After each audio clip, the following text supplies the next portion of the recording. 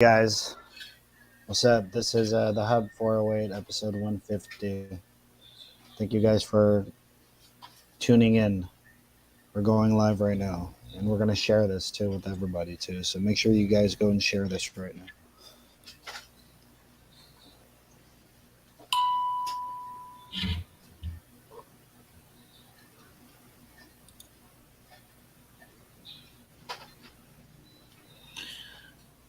Hello. Hello, You li- everyone. Is your Kumu on, Ninja? Yeah, my Kumu is on. Yeah. And it's showing up? Yeah. All right, maybe mine just got to kick in. Yeah. It always takes a little bit of time, so we'll just talk while we wait for things to get out. What's up, Joff? So, no. Well, I don't know. Yeah, what's up, Joff? I think 2 episodes. You've been gone for like 2 episodes, Was it 2? or maybe the Yeah, I think last. it was like 2. Yeah. No, Yeah. it was last week. Or were you there? Yeah, you Just were last- here last. Man, I don't know. It's been a while. Because we had a podcast. We met up, and then the next week I wasn't there, and it's now this week. Hmm. All right. Mainly, we've been talking about like the Obi-Wans. Are you caught up? Shall we talk about it? Yeah. How about Ms. Marvel? Are you caught up on No, that? I'm not caught up on Miss Marvel. Uh,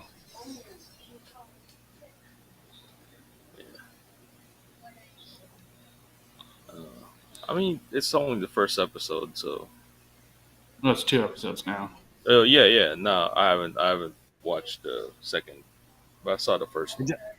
Oh, I you just saw the seen first one. Okay. Yeah, I I saw just the seen first it right before the episode, actually. one. I haven't seen the second one. Oh, okay.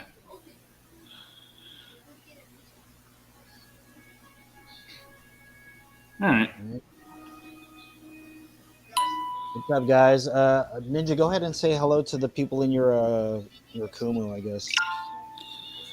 Yeah. What's up to everybody joining on all the platforms, on the Kumus, on the Twitch, the YouTubes? There you go. We're still getting our stuff ready and set up, but yeah, just say what's up. Put whatever you want to say in chat, and we'll throw it up on the screen. Yeah. Or we'll read it off and have a little conversation. Yes. Have a little conversation. Any comments? Yes. If you have any questions, comments, and concerns, put it in the chat. We'll address them as they come in. Just be ready that we're probably going to be talking about the Warriors. They just, spoilers alert.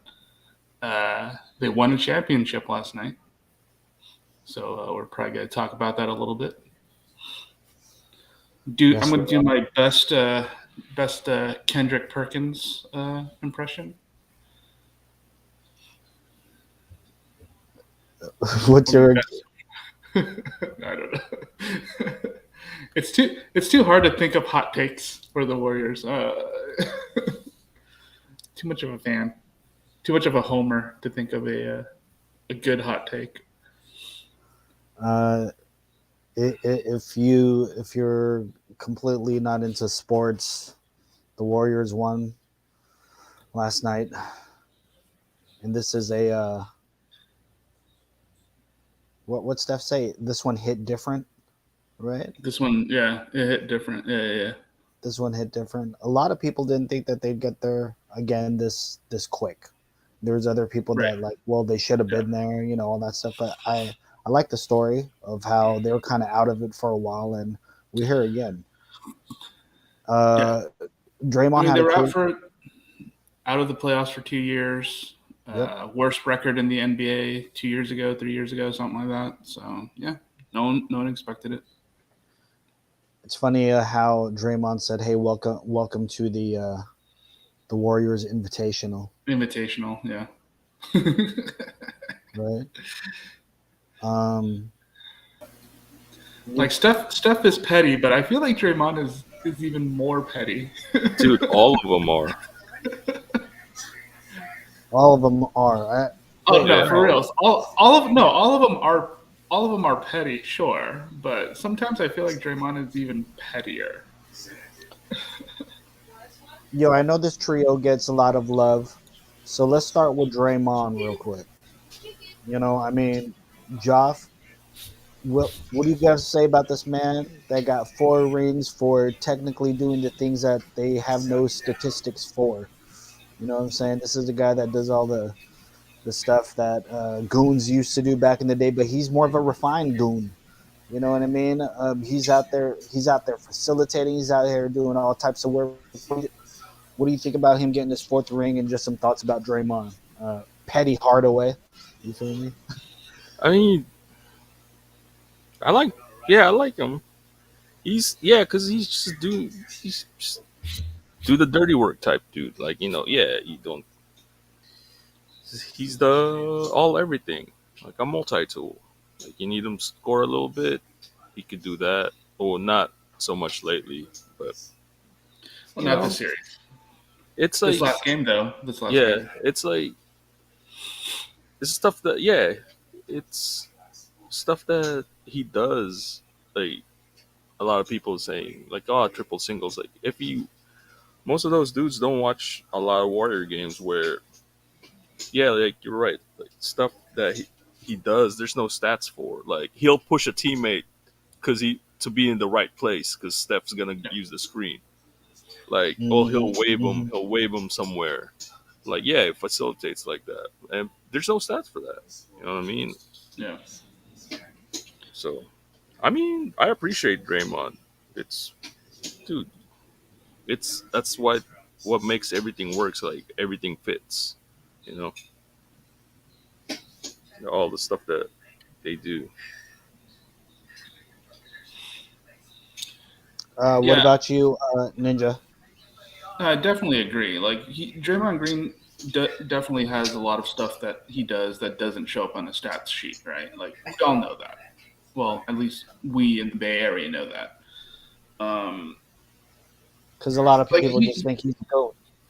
You he's a feel me? goon, yeah, and yeah, does he do a lot of goon shit? Yeah, he definitely does. Like when he what was it like during their first or second run when they were playing OKC and just he was badgering what's his name uh, I can't even remember his name anymore. Was it Morrison or no? I don't remember. But yeah, he is a punk. He is a bit of a punk, right? And that's his style. That's his thing. He talks a lot of smack and he'll get in your face and he'll badger you and he'll annoy you. But he is ridiculously smart when it comes to how to play the game. He brings up the ball, a lot of the times when they're coming,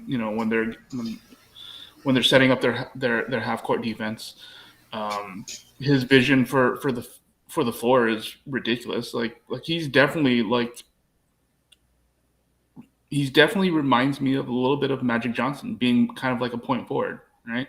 He's this Mm. big dude that handles the ball and sees the court very, very well, facilitates like you were saying, facilitates and passes the ball.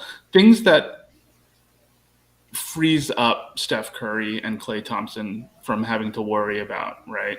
Like all they have to really worry about is, you know, moving off ball, operating their motion offense, Um, so as a even so yeah, even as a point guard, Steph Curry is like he does bring up the ball and he is the quarterback, but he gives half the responsibility to Draymond pretty much.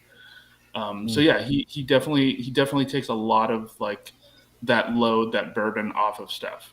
And then on defense, he's basically the guy that runs that defense, right? Like A He's like a lot of middle the linebacker. right, exactly. He calls the plays. A lot of times you'll see him basically calling the plays out. Like, and it also helps that the Warriors defense is very Or good at yeah, switching and all that kind of stuff. he'll call the other team's play. That's the funny one.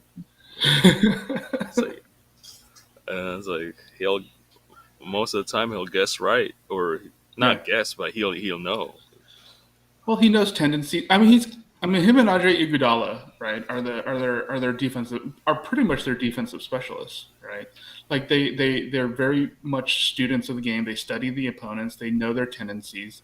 They know their what people want to do in certain situations, and you see Draymond a lot of times will drop down to help at crucial Yeah, times. no, they're freaking basketball savants. Like, It's really hard to it's really hard to yeah, I and like these are that. yeah, physically, like Draymond is, he's what he is, but like his mind is like fucking reads like he's pattern recognition is fucking insane. So that's his main asset is freaking basketball IQ. Like I said, it's yeah. like, dude, the Celtics are they're just dumber. There was a meme I They're saw on just Twitter basically comparing uh, Obi-Wan and Anakin.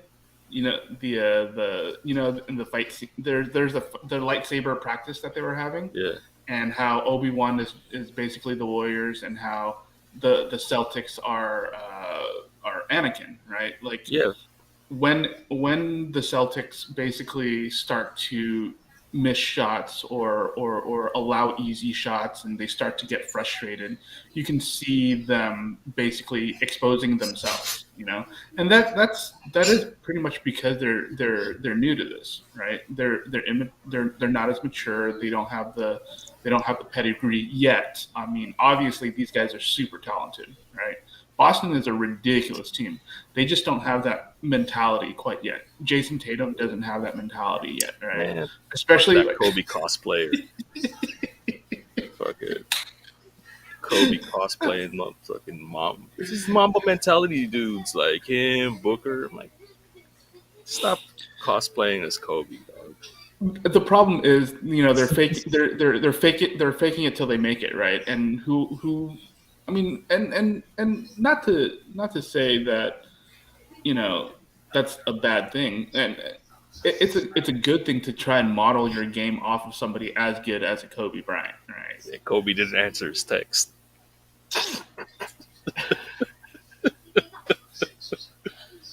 Ain't no match for Maple Jordan. It's messed up. But yeah, that's kind of the thing. They're just not quite there yet. They are definitely an immature team. Are they more talented athletically? Yeah, Obviously, I mean, yeah, they're a way younger team. yeah, dude, They they're definitely have ridiculous. the dude. They're oh, we're about to lose it. Oh, shit.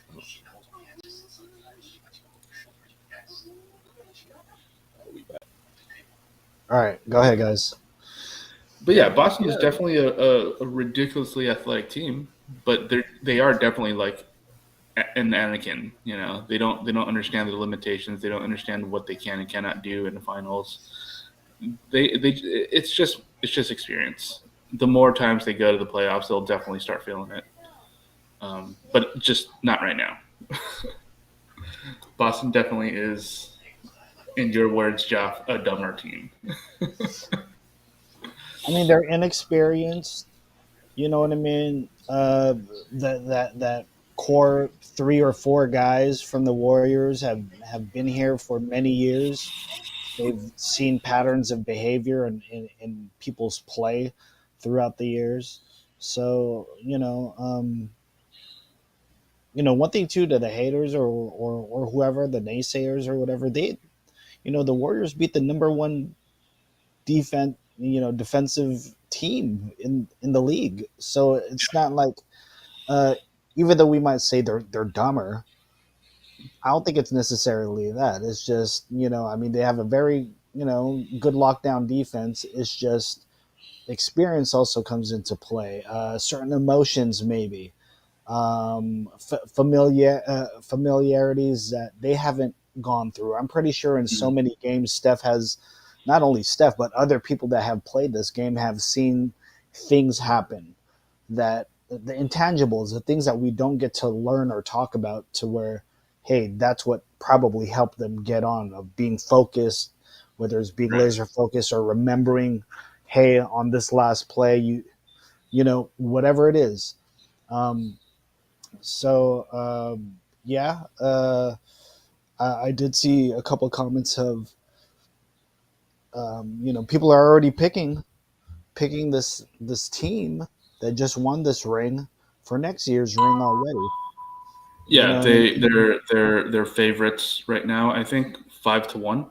Everyone else below them is at least 6-1 or higher to win. So yeah, a lot of people are picking them to repeat next year, which again, 2 years ago, you probably didn't expect that. Uh, let's get on to the other two members. Joff, what do you got to say about Clay and his journey uh, back to the finals and securing that ring? How do you feel about Clay, and comments on Clay Thompson? Uh, I mean, man, it's that's I'm happy for him. It's like it's tough, dude. For out for 2 years, and he's not even fully recovered. His body's probably just getting used to it. But Yeah, yeah. yeah, dude, it's it's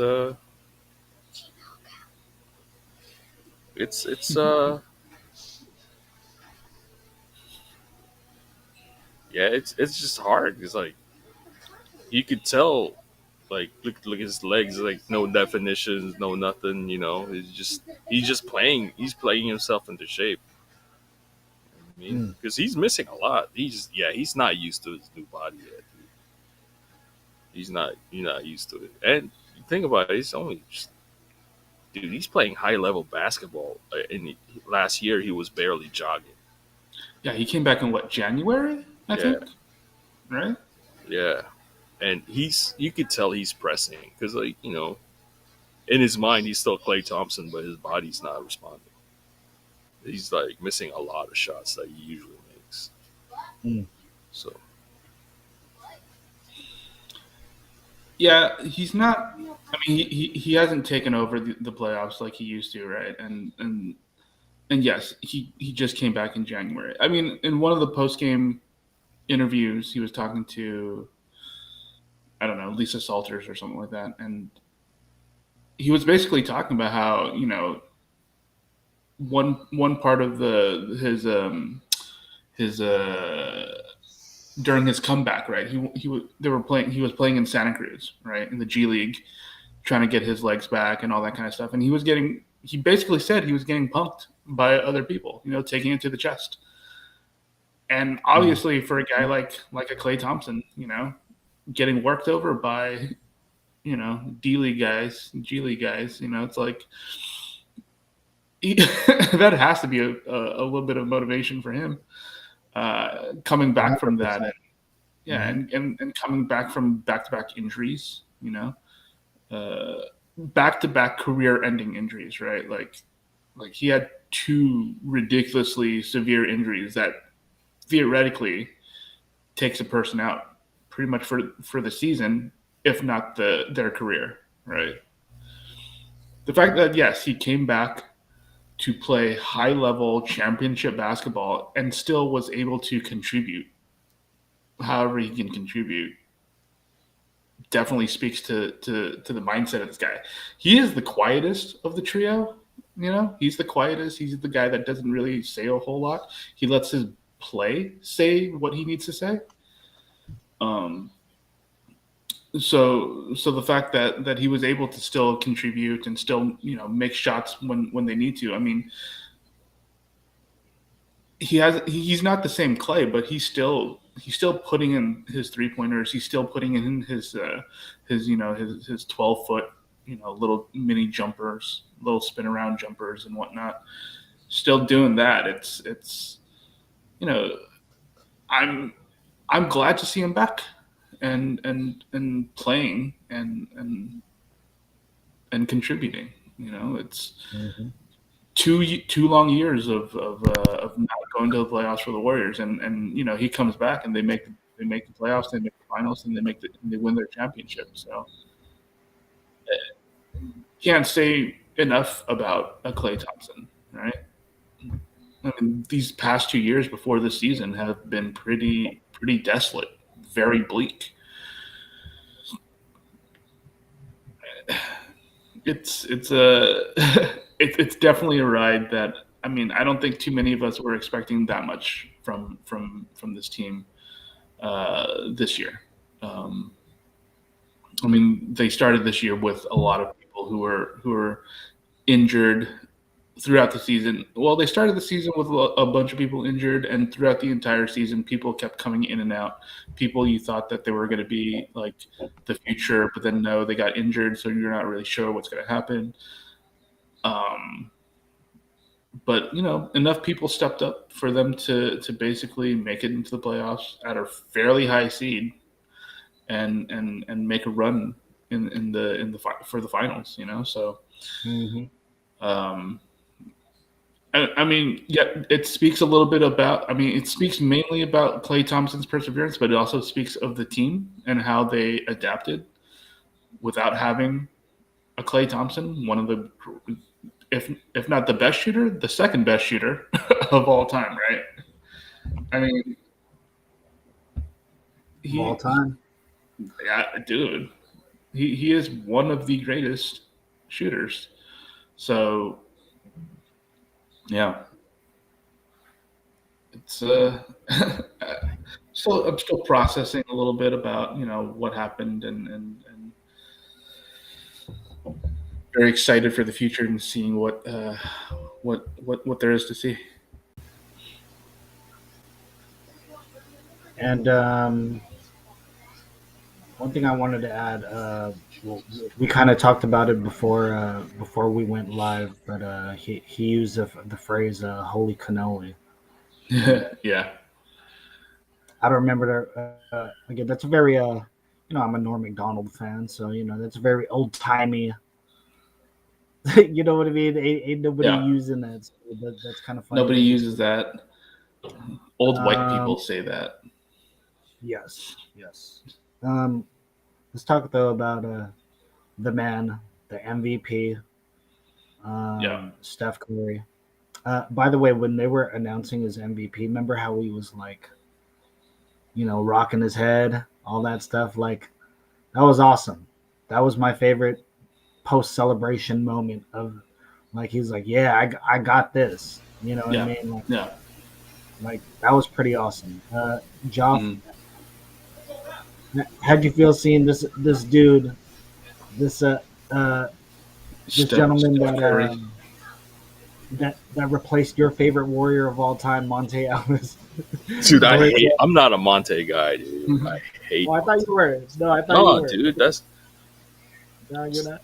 dude. I was happy they traded them because, like, dude, I hate that. Like, I hate that volume shooter, chucker, or whatever. He's like, he's like fucking homeless man's Allen Iverson. He's like, get out of here. All right. Well, they went then. I get with your pick then, maybe like Which one? Monte's replacement. So what do you have to say about Steph getting his fourth one? There was a debate earlier in the week, Joff, if he's a top NBA player out of the Top 75 10. people. Top Yeah, 10. a top 10 player. This, What do you think about that? And I, and just your thoughts about Steph also. I've learned, I've grown to appreciate Steph. You know, Hmm. I didn't. I mean, he was cool, but to be honest, I wanted him to draft, you know, Brandon Jennings because I want, like, it's like it's it's before the evolution. You want those freaking, you know. But looking back, it's like drafting Brandon Jennings is just drafting another version of Monte Ellis. So it's like, Mm. but you know, he's just grown to appreciate his game. It's like Mhm. it's, and then you just, you know, and it's now he's a staple. So Yeah, yeah. No, I totally agree with you. because at that time too, it was he seemed because you don't see it right. It's like you don't see how he was gonna change it, Yeah, basketball really. So yeah. Yeah, you had no idea. yeah, He was fragile. He was fragile, dude. The first few years he was on there, like yeah, he he would. had ankle He, problems, yeah, exactly. and you just you know when shit changed, you just never. It's so abstract to think about it now. You just Hmm. don't. You just didn't. You have no idea how the game was gonna change. Mm. Yeah. No, I definitely, I'm 100% agree with you. When they traded Monte for Bogut, right? I had, I honestly had zero idea how they were gonna like.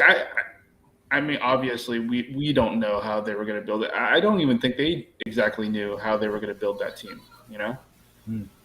it's like you traded Monte Ellis for Bogut, and then you're like, okay, Well, they I wanted guess defense. They wanted defense because sure they wanted length and yeah, but at that time I had no idea what their actual plan was. You know, Monte Ellis was at least he was a proven commodity, right? At no, that point. what their plan was like.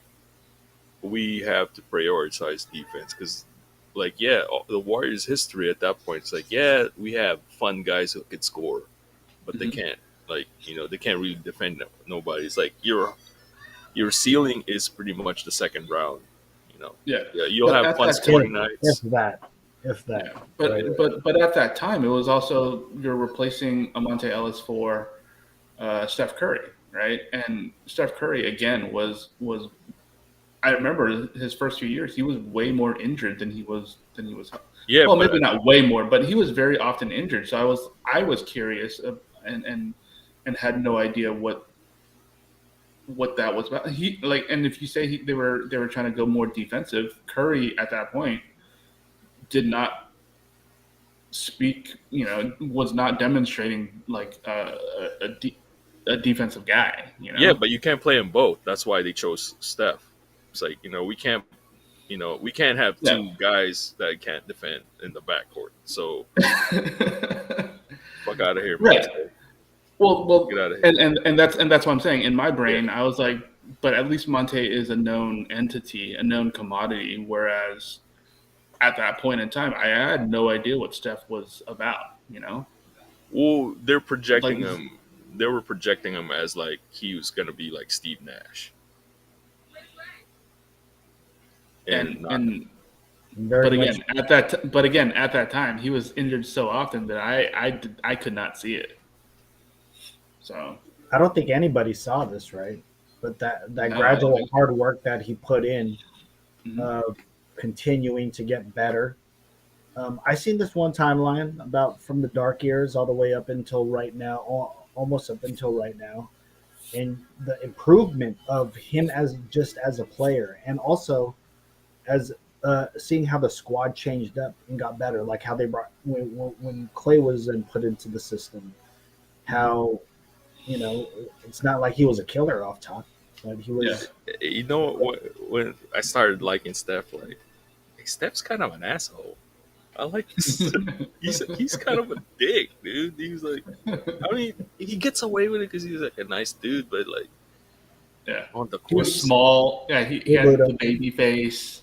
he's You he's know, he's kind of an asshole. And, it's he, like he, fuck. he really is. He's petty. He's King Petty. Well, like, he's doing some when it was like I think it was one of the Cavs series where I think it's either him or KD hit a shot and he just squatted on on the court like he like took a shit on the Cavs.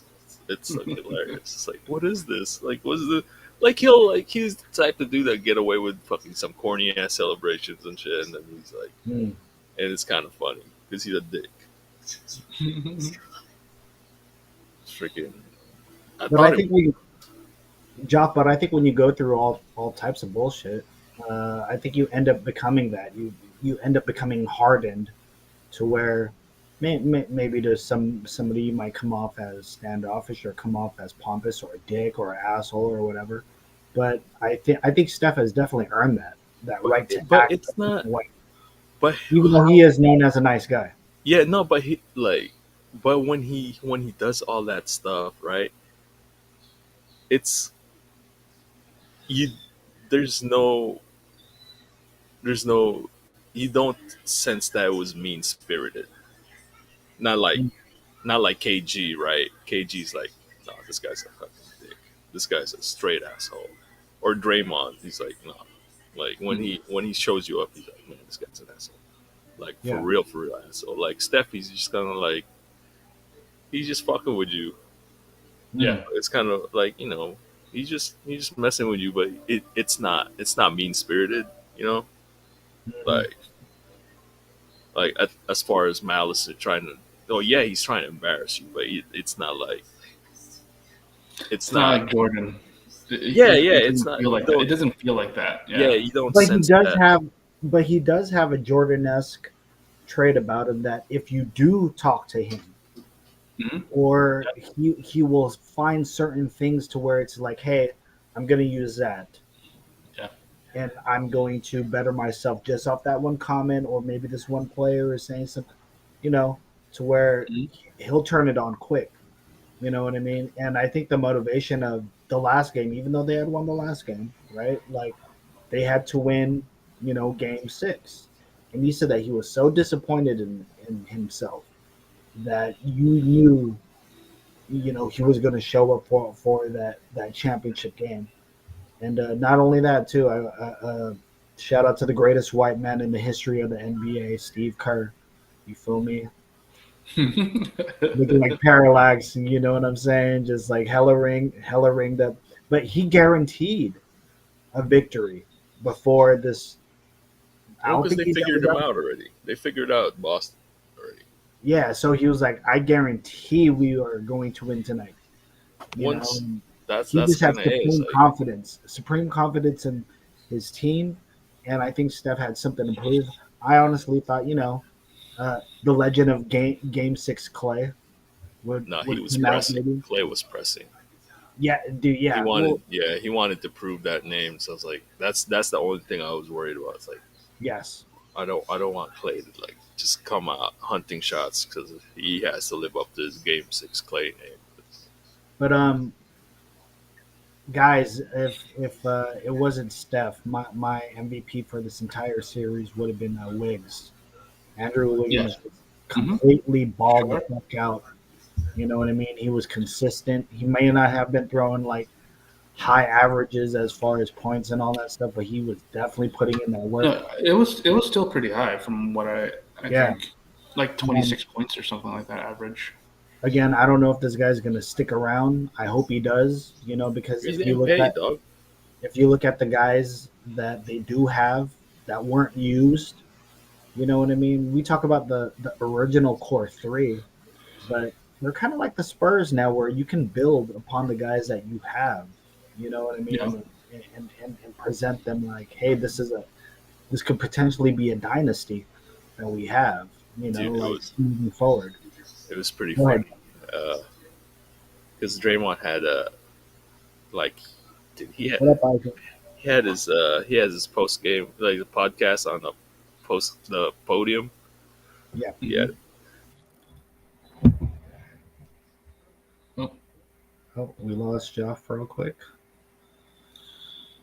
Shout out to everyone out there. Sorry on Kumu. I've been having technical difficulties running my OBS, so you could go on Ninja Iceberg's Kumu, and you can see the visual podcast on his end. Or if you happen to be watching us on Twitch, Facebook, YouTube, go to mm, Elite X Kumu on YouTube. Check out all our episodes. Also on Twitch, Ninja Iceberg's channel, I believe replays are up there as mhm. well. Please Yeah. follow the Hub 408 on Facebook. again, please put some comments in the YouTube and the Twitch and the all that stuff. We'll put it up here. Some right there. We'll put it up there. We're talking about the NBA Finals, talking about basketball because for the next couple of months we're gonna have to wait a minute before we get them rings. So we're talking about those rings tonight and other type of stuff. Shout out to everyone out there in Kumulan. I'm gonna bring Joff back up right now for me. What's up, Joff? How are you? So Um, I brought up Steve Kerr, and I call I've been saying this for the longest time. He is the greatest white man in the NBA. it's not Bob Cousy. No, it's not. But Fuck I that was guy. gonna, That guy tooled up some plumbers and accountants. yeah, right. A bunch of plumbers, a bunch of what did Reddick say? That was a funny ass comment, right? Yeah, which is true. Like fucking lawyers. Mailman, huh? Yeah, Mailman. which is like, see, this is why I fuck. This is why I fucking hate Boston. Right? They fucking Mailman like Bill Russell, dude. right? They're like, oh, Plumber. that's 17 championships. Whatever. Like, dude, you guys went on a streak of 9 championship when you guys are playing against fucking plumbers and fucking Plumbers. accountants, and Milkman. there's 8 teams in the league. Yeah. You know what I mean? And chest passing was the height of assists. Yeah, it was like, Beauty. dude, The beauty of the game. yeah, you shouldn't Yeah. be freaking counting all those like since the modern NBA, since let's be generous and say 80s, right? How many championships did they won? Like what, 4? I think a lot of people say since 3-point line or the shot clock. Yeah, I 4. think those are some Whatever. of the delineations for modern, I guess. It's like at least the Lakers fucking dominated the 80s. I can't The hate 80s, yeah. on them on that. Like they're Yeah. like legit. But you shouldn't be counting championships when the freaking league was like, They weren't even combined yet. yeah. John Havlicek steals the ball, right? That clip.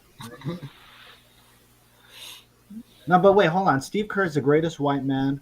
If you guys don't know, my Bulls of the mid '90s and all that stuff were my favorite teams, sports teams of all time. And Yeah, they were very fun to watch. Yeah. even back then, I was such a fan of the role players. So I love guys Yeah. like Winnington and Mhm. the volleyball player Jed Bushler. You know what I mean? Tony Kukoc. Tony Kukoc, the waiter. You know what I mean?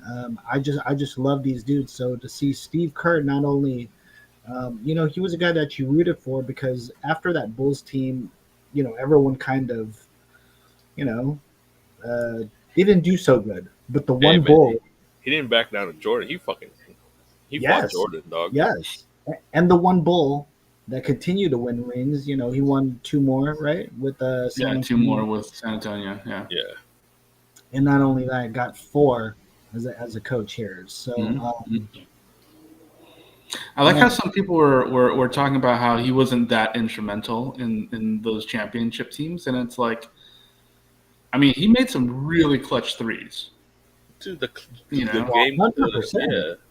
Yeah, he made some insanely clutch threes, and plus The the open game back jumper. then, yeah, they won the championship.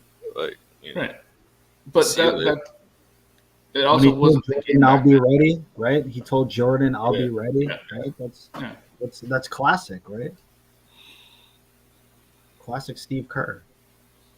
And come on, you got to be on your P's and Q's also. Like, Joff talked about how, he stepped up to Jordan. You know what I mean? For you to do that, that's gonna not only earn you some stripes, but that's gonna give you a supreme confidence, right? Like, hey, I didn't back down. I've gone through so much. Jordan respected him after that. Yeah, like, hey, I've gone through so much stuff in my life to get here. I'm not backing down from you, whether you're the greatest or not. So for him to continue his career to guide these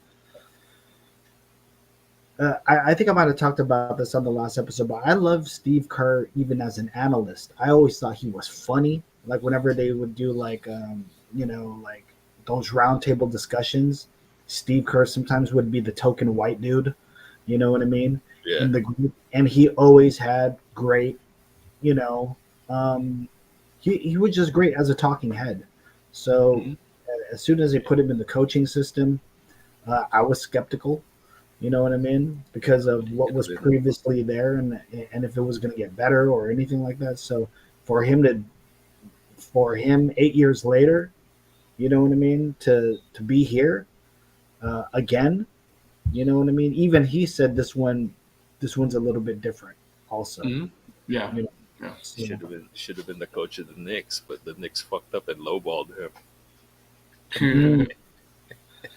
Because But do you think even if he had gone to the Knicks, I don't think he would have had as much success, no, right? they ain't got no. They didn't have the players.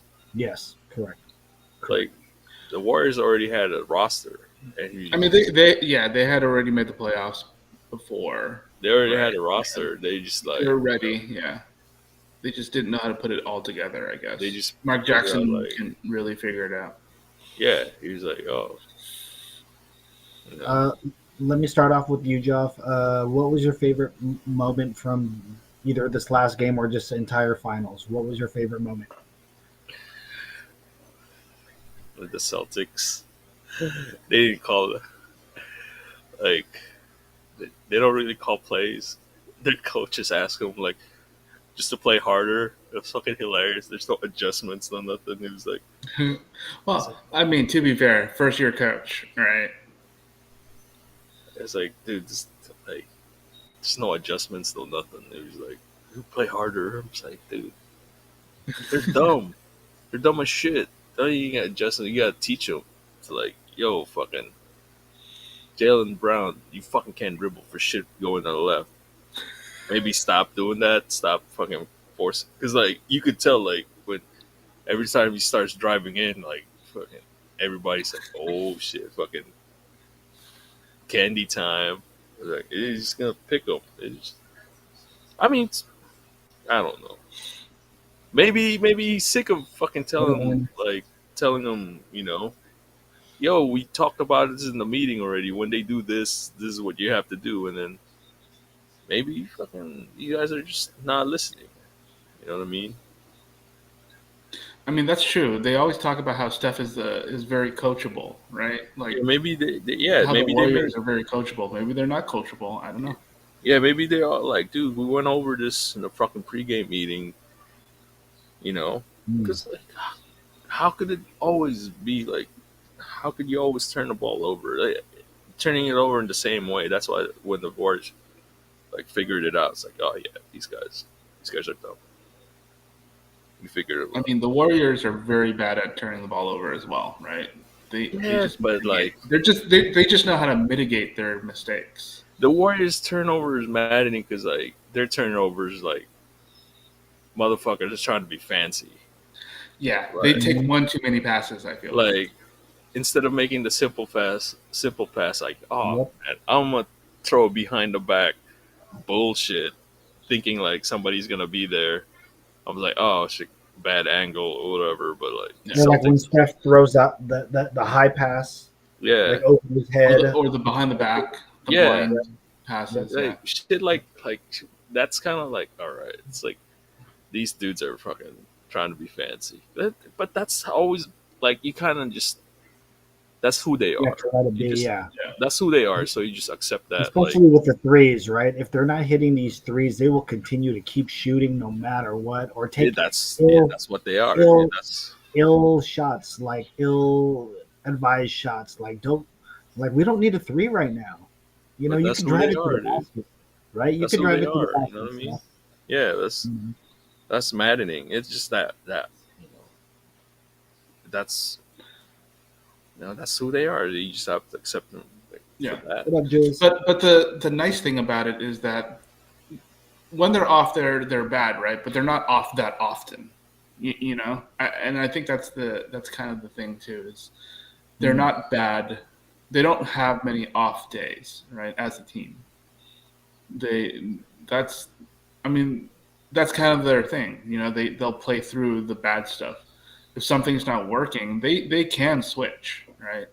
They don't have to be a purely 3-point shooting team. Their motion offense is just very hard to defend No, as is. they tried that like a couple of years ago when they had Kelly Oubre and fucking all these athletic dudes. I'm like, oh man, yeah, you dumb. You can't play. You can't read. You can't You read can't play, defense. well, you You can't. can't play Yeah, here, dog. Like, yeah. you can't. You just can't. That's why this time, like, oh yeah, we'll sign older guys. Yeah, they might be a little washed, but they're smart as shit. You get read. They'll know what to do. Old user. Yeah. They'll know how to read the situations. So. Well, Joff, you said your favorite moment then, I guess, was them not playing defense or not figuring it No, out. like the wired segments where like, that was it. Like where the Where Celtics, they're the talking. coach, yeah, and it's like Okay, you guys got to play harder instead of just like, oh yeah, you know, You're it's- like, this is done, right? This is done. Yeah, these guys are These done. are finished. Yeah. these guys are done. This is an adjustment. Asking these dudes to play harder, like, dude, they're freaking, they're gassed already. How much? What else could you give? Mentally, they're probably fried.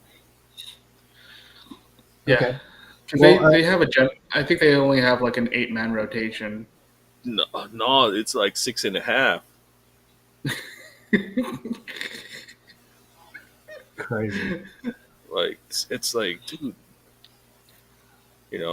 and one of them is like his knees hanging on. Fucking time So lord. during this mic'd up moment, like you hear the coaches telling these beaten down players, like, "Hey, You gotta we play just harder gotta, with yeah. we We gotta just play gotta play harder, harder." Man. dude. They're like they're shell shocked, dude. They thought they were thought easy breezy. They're freaking Yeah. They were up 14-2. Remember? yeah. They were up Yeah. 14-2. And then the Warriors went on like a 21-0 run. Cause really like Which was amazing. when they lost the first game, yeah, it sucked like the way they lost. But like, if you look at it, like these dudes just didn't miss, like bums. Like I mean, I can't call him bum, but like Derek White, he had like a 6-game stretch where he couldn't miss, and after game one, like Cool. yeah, he went cold. He went back to being Derek White. Fucking Bomb out. every time fucking Andrew Wiggins sees him, like, oh yeah, this guy's barbecue chicken, like Yeah, seriously, lunch. Yeah. fucking yam on him. And it's just like it's funny, dude. Plus, they're like, that's the Celtics, like flopping all the time. That's why I was when Clay shoved. Yeah, it was a push clearly, but Marcus Smart flopped so much. The ref is like, yeah, man, fuck it. I'm not gonna call that because you flop all the time. So Yeah. who's to say this time it's fucking real? Mm. You know what I mean? But Clay did shove his ass, but he flopped too. So Uh, What was the one where Jordan Poole was like when he was defending someone and someone was swinging their arms and he flopped too? I Yeah. think Marcus Smart flopped. Yeah, it was swinging Marcus his Smart. elbows and he flopped.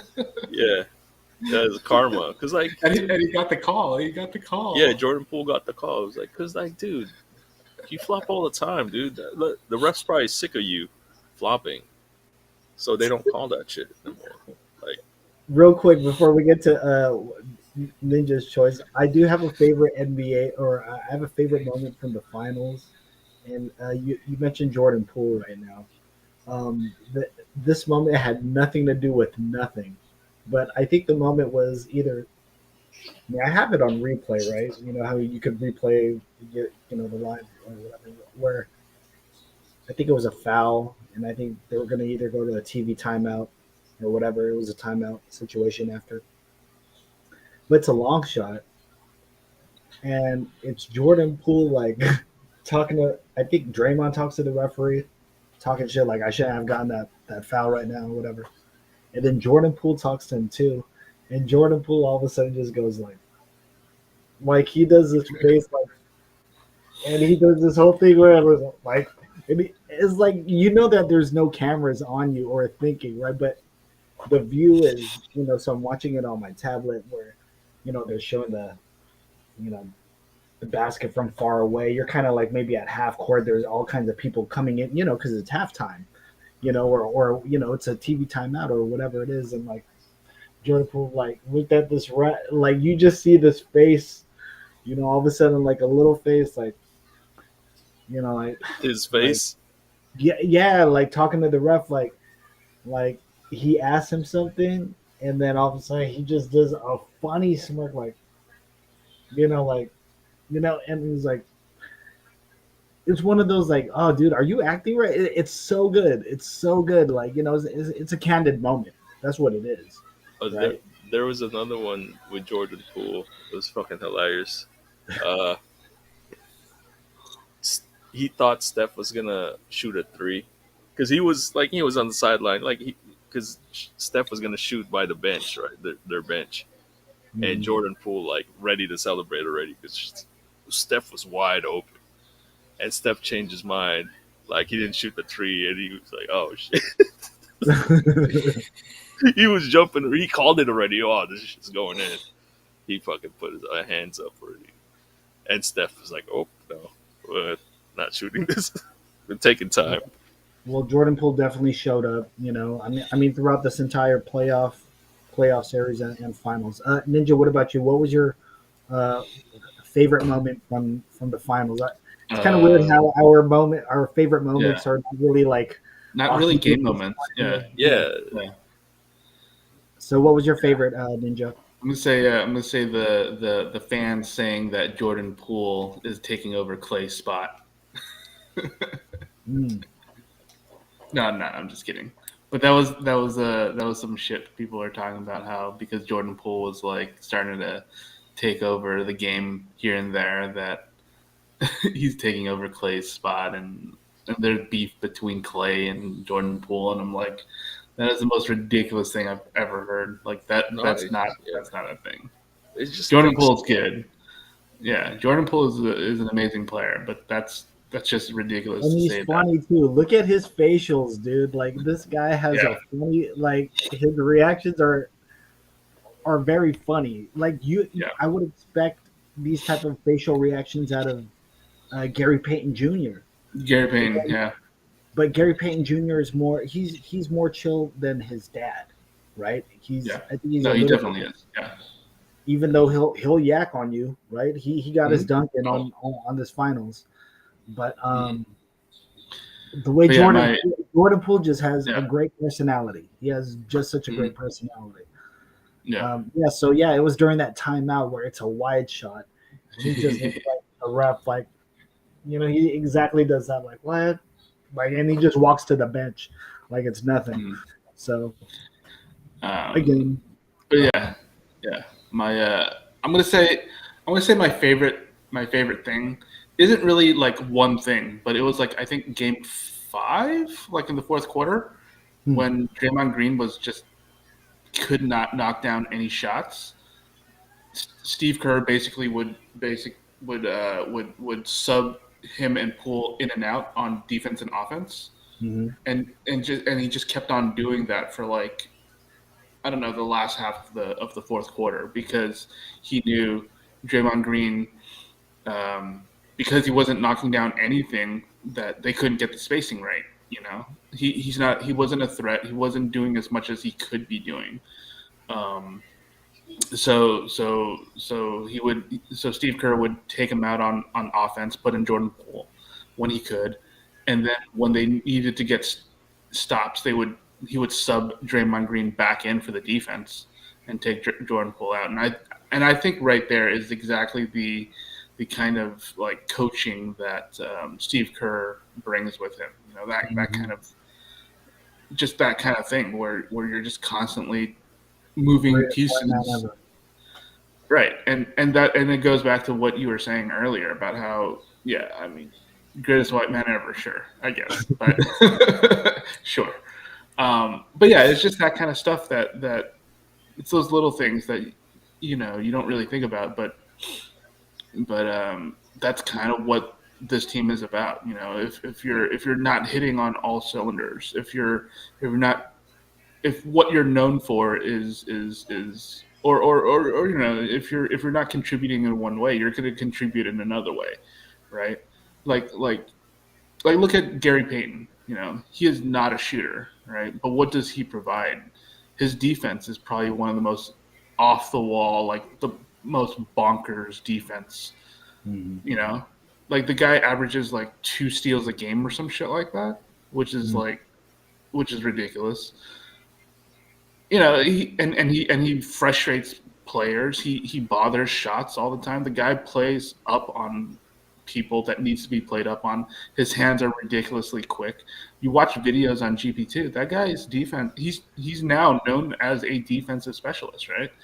And And and it's and I like, also think if you wear shorts that short, you're playing defense, right?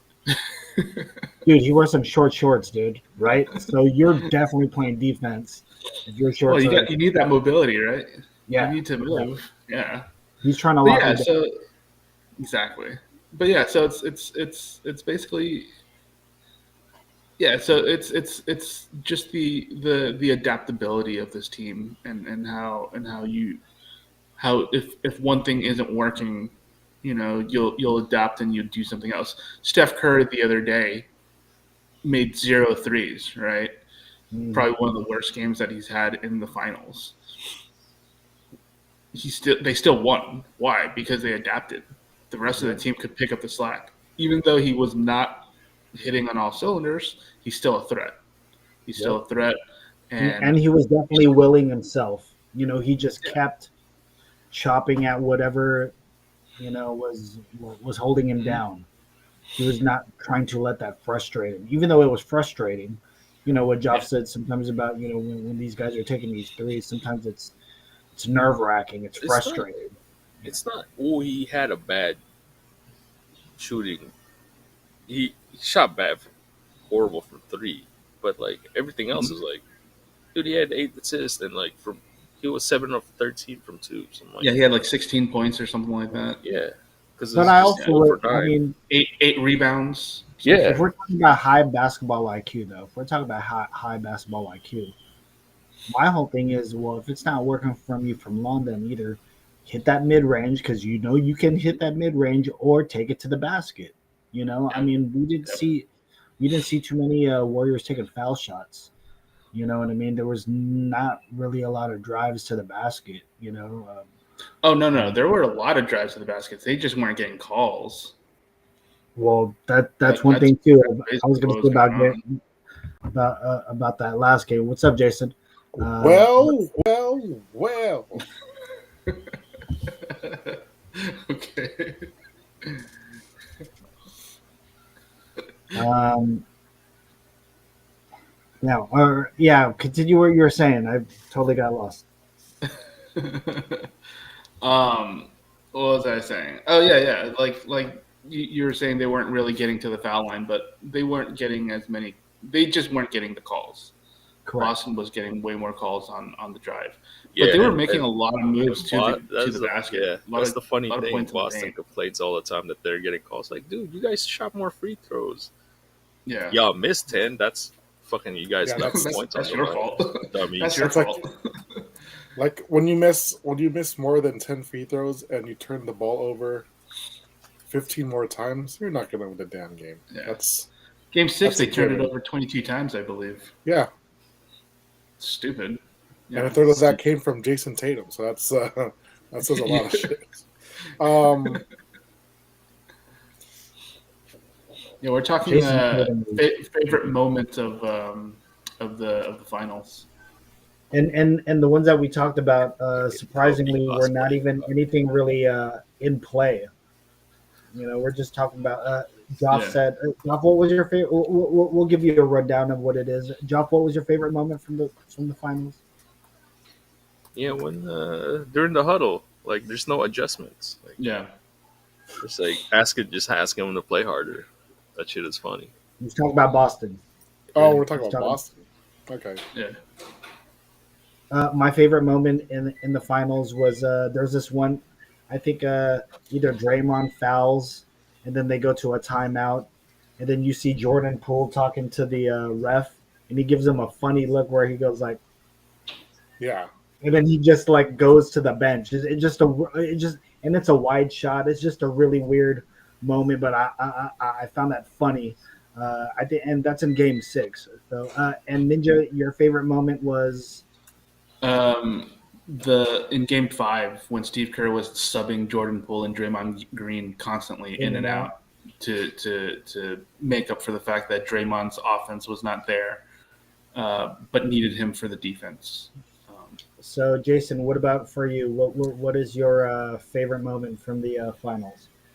When it was actually, it happened during the entire series. So when Iggy turned into the AAU dad. No, where With he his was coaching. basically When he was pretty much being the dad slash coach, like Yeah.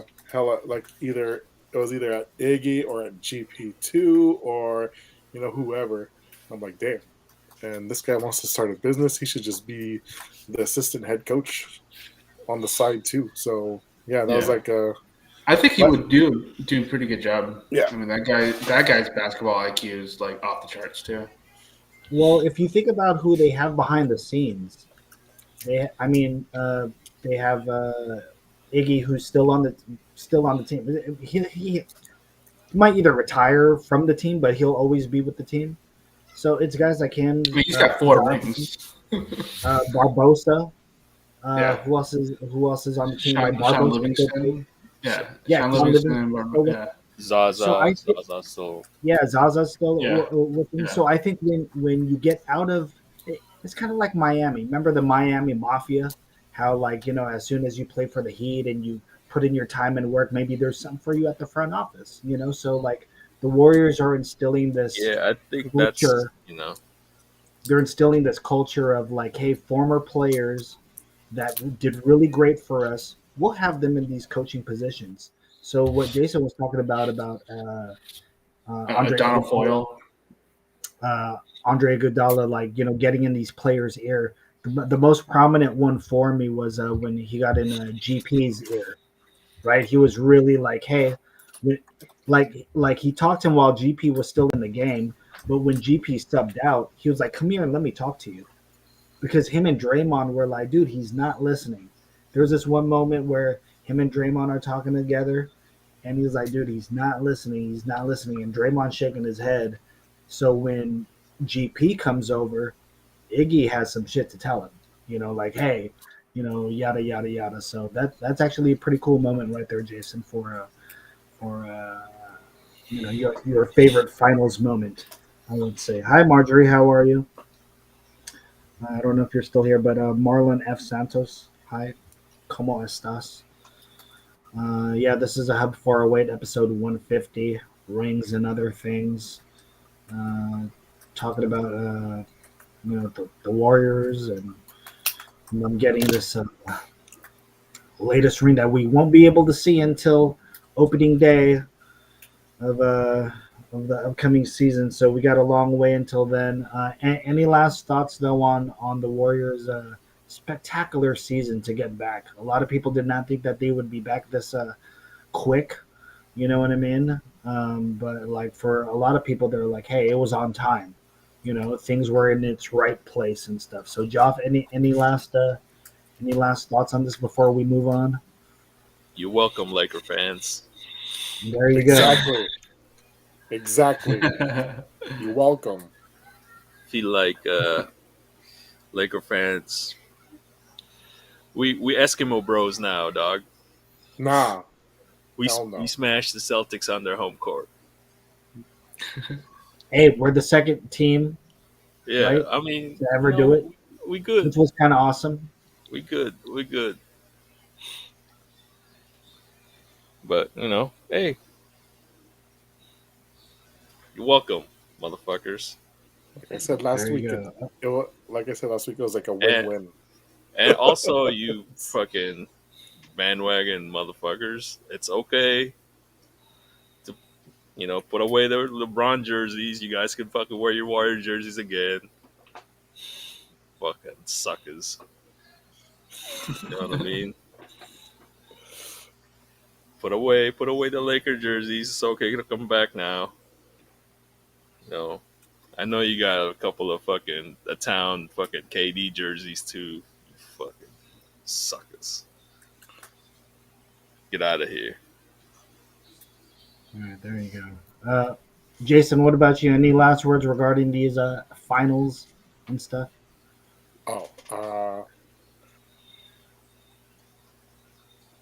it's kind of weird. Like I already had that feeling. You know, it's like when they beat Memphis, I was like, okay, they're gonna they're gonna take the entire thing, like legitimately. Like like I was never afraid of what Boston could do. Just the fact that they had no true point guard to quarterback the entire offense. Mm. That's legitimate. It's like, yeah, I'll give Marcus Smart his credit, but there are times where it's like you got the number one flopper as the defensive player of the year. It's like sometimes I don't buy that shit. Like I really don't. Like right before Curry nailed that dagger three, and then he went down holding his his His Johnson. crotch. Yeah. He didn't even hit it. I'm like, you hit it yourself. Like I'm like, come on, man, just get off the floor, man. Don't be a drama queen now. Just get up because he didn't hit you. If anything, you hit yourself. So it's like you're making yourself look discreditable as a defensive player of the year. That's like that's kind of embarrassing. But other than that, I mean, this championship felt different. Like what Coach Kerr said. It was unexpected, but like for me, it's just when they beat Memphis, I was like, they're winning this entire thing for sure. But I didn't want to say it out loud. I kept it to myself because I didn't want to jinx it. So, yeah, I mean, I actually got more emotional on this one than the first one, which is very, very, very interesting. So, yeah, I'm like, and the final thing I will say is, they have a lot of people saying 5-year window. This is a 7-year, maybe a 10-year window, especially with the thoroughbreds they have coming up too. Man, it's going to be insane.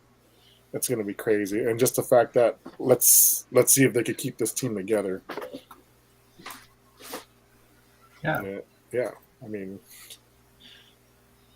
that's all I got. What about you, Ninja? Any last words on these finals? Yeah, a little bit of something that we were kind of talking about a little bit before the show. Steph basically saying, what else can they say now? Mm-hmm.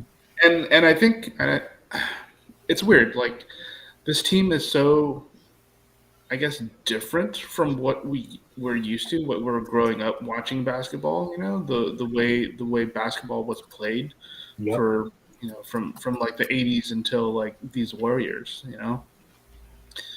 And the knocks on all the different people, all the different people's knocks on this team, the knocks on Steph, uh, just not giving them their due, like even these finals or this playoff run. A lot of people are basically saying they had an easy walk through the Western Conference, right? Like every single team that they played against was injured, you know. It's all these little things that people keep saying, and it's like, well, okay, I guess, but for reals, there's not a whole lot. What else can people say at this juncture, Mm-hmm. And honestly, I don't know, but but I look forward to seeing the next hot take, what the next critique will be on this team and on these players, and seeing these Warriors basically prove them wrong. It's very enjoyable to watch a team like that can go out and basically just prove people wrong every single year. They've won 4 championships and they still have to prove themselves. It's nuts. That's crazy. It's so crazy, right? It's like what else do they have to do? Like legit. Like what else do they got to do? Like win 3 more? I mean, sure. I wouldn't mind win 10 more so they can match the Lakers and Boston And Boston in championships. It's like, I don't know. It's like what else do you guys want? It's really is what else do you guys want? I mean, you can't justify that. Oh yeah, they KD was there, but still, those are rings. Those are rings. Those are legitimate. And now that they've won one before him and one after him, there's nothing. It's like what else? Yeah, what else can you say? Yeah. Well, like oh, everybody's injured. Well, everybody gets injured. Yeah. That's the whole thing. Yeah, that's the other thing. Yeah, that's the other thing too. They lost 2 years, right? Yeah. Essentially, they lost 2 years, and they can't. You can't make that back, right? They've lost 2 years. 2 years of just prime Splash Brothers, Draymond Green trio years. What are they? People are saying that they had an easy run in these playoffs. They had 2 years that are basically just gone now, and if you look at it that way, dude, they had to fight through all of that. Yes. And for people to knock this team and basically say that it was a foregone conclusion that they wouldn't made it to the finals, it's not. It really isn't. So, yeah, I'm just looking forward to the next take and seeing what people will say. Just to close this out, I wanted to kind of piggyback what Ninja was talking about how like the way we grew up watching the game or even playing the game. And I think I brought this up on a couple of episodes before where like, hey, to even get on the court or whatever, like you would have to do certain things to even get a look, to even get picked, to even make friends to want to play basketball with. And it's being able to dribble, being able to penetrate, being able to, dish it out, pick and roll, post up, all that stuff. So, there's all this talk that's been going on, whether it's, what you guys brought up regarding Steph or even this team, and they not are only talking about Steph being a generational team, but even this team being almost a generational team. So I love the fact that we went through all that hard stuff to get here. Yeah, it would have been cool if we got those last 2 years, that we had no involvement in. Yeah, who wouldn't have wanted a ring then? But I'm just saying the way that we got this ring, what Jason said, that Steve said, was something unexpected. But how we got here, I think, was cool to see Steph, be kind of put on the chopping block on every single show for like the last couple of months of like, hey, is this guy good enough, or is this guy even a legend? To be even be said in the same names as a Kobe or a Jordan or a Bird and stuff like that. And I will say yes. Again, I brought up earlier how the Bulls is my favorite team of all time. Yeah, I'm a Warriors fan. I'm just a fan of basketball in general. But never in my wildest dreams would I think that there would be a trio to surpass the great Michael Jordan, Scottie Pippen, Dennis Rodman. Right? And that's just my childhood. So to see this core three, I don't speak for the hub, but I'll speak for myself. I think these guys have kind of passed, and they're at the top of the greatest three, of all time. Of course, people will debate even that. There's no Jordan. Totally understand that, but we're talking about core. poor guys that like imagine going to work every day and you've already worked there for more than 10 years or 8 years or whatever, and you tell these guys, "Hey, I want to be here for another 10 years with you guys." Those are lifelong friends. These are lifelong partners that you want to be in business with. So for these guys to have that type of relationship of like, they're almost like the hub. You know what I'm saying? They're almost like the hub. We've been together a long time. This is what we do. This is what we do. You know what I mean? So like, for that trio to get this one, I mean, I liked how during the speeches and stuff, they were like, "Hey, we have to get this one for Clay." You know, they're so selfless, right? They're thinking about other people.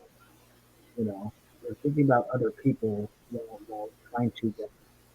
And when Jason talked about, hey, this is the one that I got emotional with as far as this championship. I don't think Curry was crying in those other championships. He was happy. Yeah, yeah. So No, this when one, he was sitting on the floor at the end of that game, yeah, he almost had a Jordan-esque moment of like relief, crying of like relief and all that, of really, really wanting this. And, like me being the fan of what goes on behind the scenes, that guy's been through a bunch of turmoil, non basketball related, whether it's family stuff getting out there. He's been going through a bunch of shit that he doesn't need to go through. But that was kind of cool. I mean, I know sometimes we joke around and all that stuff, but that's kind of cool how, his mom and pops was out there, to share that moment. You know what I'm yeah. I saying? wasn't sure how that was gonna work out, but they seemed Yeah. okay being in the same For area. for the love of their son, right? For the love of a team and champion. Like that was very cool. So like yeah, this one did hit different. It was Steph really trying to tell people like, dude, what else do I have to do? In fact, I don't think he has to say anything anymore. At He this doesn't. point, you don't have nothing to say. You don't have nothing to prove. I remember on the last episode, Jason said something about like, I was already happy with the three or whatever, the first one or Yeah, whatever. But in hindsight, for me, I'm like, you know what, this one, even though I love the first one, right? yeah. This one could be my favorite one, though. Kind of in hindsight. Yeah. Like it's a different feeling that like I was talking to Joe. I was like, this may have surpassed the first one for me for sure. And I don't know about you guys, but it was kind of quiet on my timeline. Whether it's maybe non-Warriors fans, maybe they jumped off the wagon, maybe they just didn't want to comment or whatever. But even it just the aura just seemed different. It just seemed different. And I was thinking about also the parade. It's going to be a little bit different because the past parades we've been to has been in the town. So this time it's going to be in the Yeah, city. now Where it's in the city. Yeah, it's going to be different. But I love the fact that hey, they were able to give. If you're going to spend money, if a city's going to spend money for a stadium and all that stuff, the team should do what it's supposed to do, and that's produce a championship. So shout out to San Francisco for getting that, for getting that championship. But I mean, if we're talking about this as a whole, when you guys talk about 7 championships, 10 or whatever it is, we've said this in the old episodes from the past, but shit, I don't mind if fucking the Warriors become the Patriots. Like fucking be yeah, a yeah, dynasty, be the yeah. enemy. My I mean, favorite they're picture. kind of they're a dynasty now. I Yeah, mean, pretty my favorite much. picture So is that one of when we were portrayed as the villains, and it's Steve Kerr drinking that cup of water while he's wearing that shirt that says villain. It's one of my favorite Warriors pictures from back in the day. But hey, they've owned that. Like, dude, we've been hated. You hate and us then because we're so good, but also you hate us because we're so good that you don't even want to give us credit. You know what I yeah, mean? So again, my take for this whole thing was the NBA right now is designed to beat the Warriors. I still believe that even no, after it's these legit. finals. It's I legit, still and believe that it's after these finals. You know what I uh, mean? That bring on all teams. Even what Steph said, you don't want to see us next year. You you know what I don't. mean? He's like, you don't want to see us next year. Well, Ninja, you said they're what 5-1 favorites? already? Yeah, early favorites. Like straight up last night, they're already projected at 5-1 to be the favorites. They are currently the favorite to win next year Well, there you at go. 5-1. Yeah, a lot of people are also picking like the Clippers because of you're going to have a healthy Kawhi and a healthy PG. So you Okay. just never know. Also, you still have Denver coming back with their two healthy guards. So You have there's a LeBron lot. always. LeBron's There's always no West there's is around. no going to be really, really well, and let's not um also forget about Memphis too. I mean, that ain't was a no breaking team too. as far as I heard, I didn't hear no one Yes. say Phoenix. I didn't hear no one say Lakers. No. No, that team is exposed. Westbrook is exposed. It's Man. they're a mess right now. But They're getting a new coach. Who knows what that's going to be like did we talk about the money situation? for the Lakers? No, for the Warriors. Did Oh, anybody dude, did we talk about? no, but they're Uh, they're so over the luxury cap and they're willing to pay for it. or whatever. Yeah, Yeah, like the fact that you have ownership that's willing to pay the luxury tax. And this is what's funny is all the small market teams that complain about, oh, how come they get to like this isn't fair. I'm like, dude, the luxury tax gets spread around to the small market teams. So what are you guys complaining about? You get that money. The money that our organization pays for the other teams that don't cross the luxury tax, that are under the salary cap. You get that money. So I don't know why you guys are complaining. If you want to win, you got to spend to win, 100%. and they make that money back off of the fans that attend those games. They make that money back from all the merchandise that's purchased for if your team is successful, you spend, and they're willing to do that. If they're willing to go $500 million to keep this roster together, they will freaking do it.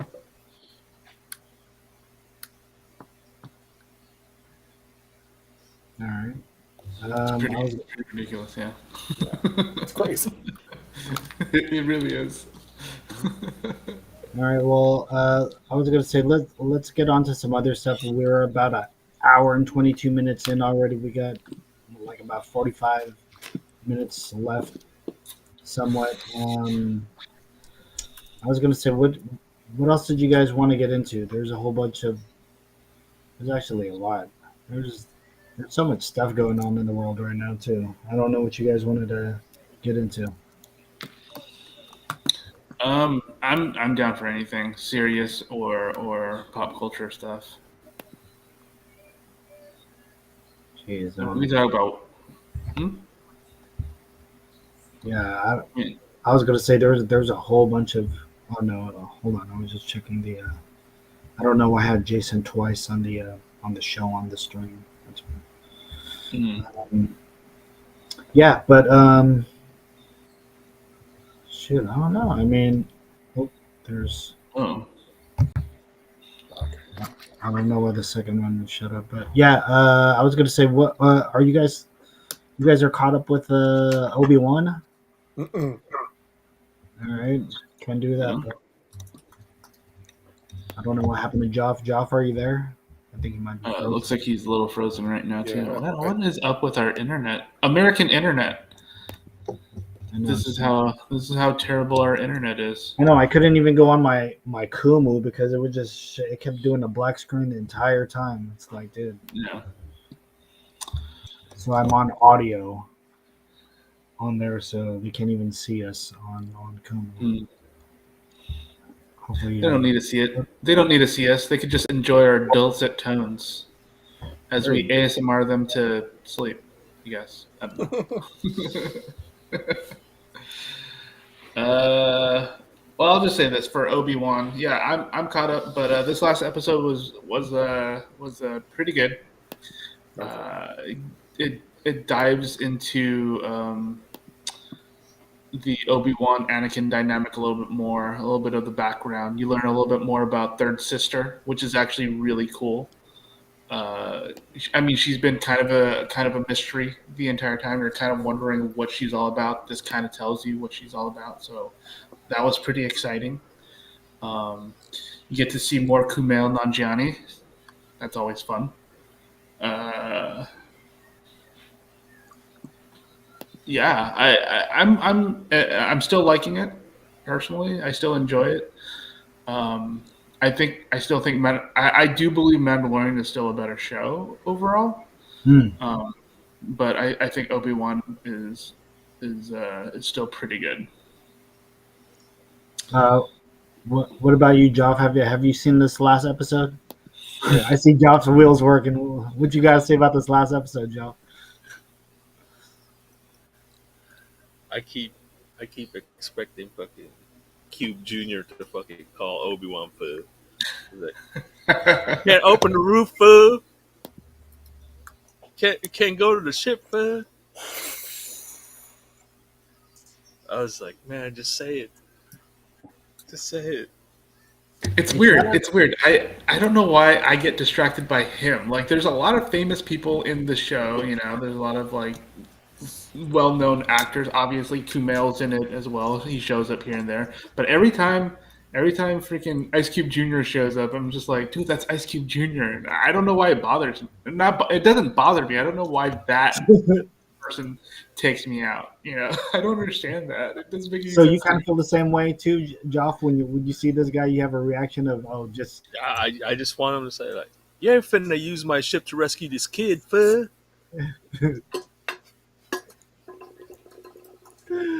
Yeah, I don't know. I don't get it either. Because when he when he when he speaks the dialogue, you hear the voice, but like it doesn't seem to fit what he was gonna say.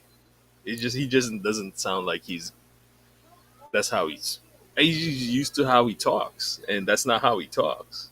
And then when you hear him recite, say the script and whatever, you just in my head I was just like, dude, that's not how you talk. but he's not. But yeah, I don't even know his name on the Oh, show. You're fuck yeah. paused, Ninja. You're muted. I mean, O'Shea Jackson, I think. no, his name on the show. I don't know his Roken, name. whatever. Oh, Roken. Yeah, Roken. Gotcha. Yeah. Yeah, he's not from he's not from Compton. You know, he's I don't know where Roken is from. You know what I mean? Jabim. Maybe he is from There Jabim. you I don't go. know. But he is an actor. He's an actor. No, but you know Alright. what, Ninja? I have the same reaction of you, but it's not just in this series. It seems like anything he does, I'm like, oh, it's fucking Ice Cube Jr. Yeah. You know, like I get that in every Yeah. movie. Yeah. I think he was in that. I recently saw, and I know I said this recently too. I recently watched Den of Thieves. Never yeah, saw he it, was in there. Mm.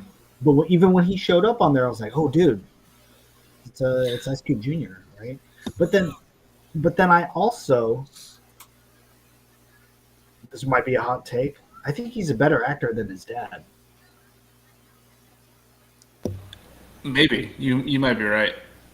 I I, think he's a better Ice actor than his dad. I mean, Ice Cube. himself. Ice Cube's a Cube is- rapper. Yeah, he's a rapper first, right? Well, see, that's the thing. He doesn't even rap.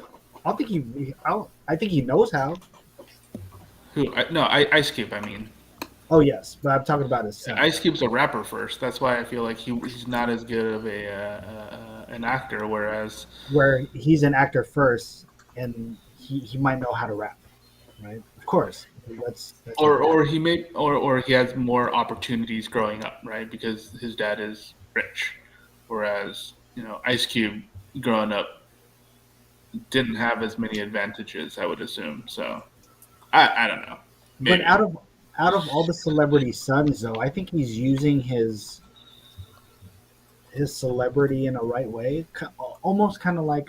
See, I don't mean to say. Damn, what's Denzel's kid's name? I hate saying that. I should give him I David. don't remember his name. John David David. Was- John, John David Washington. Is it? Yeah. Is that his name?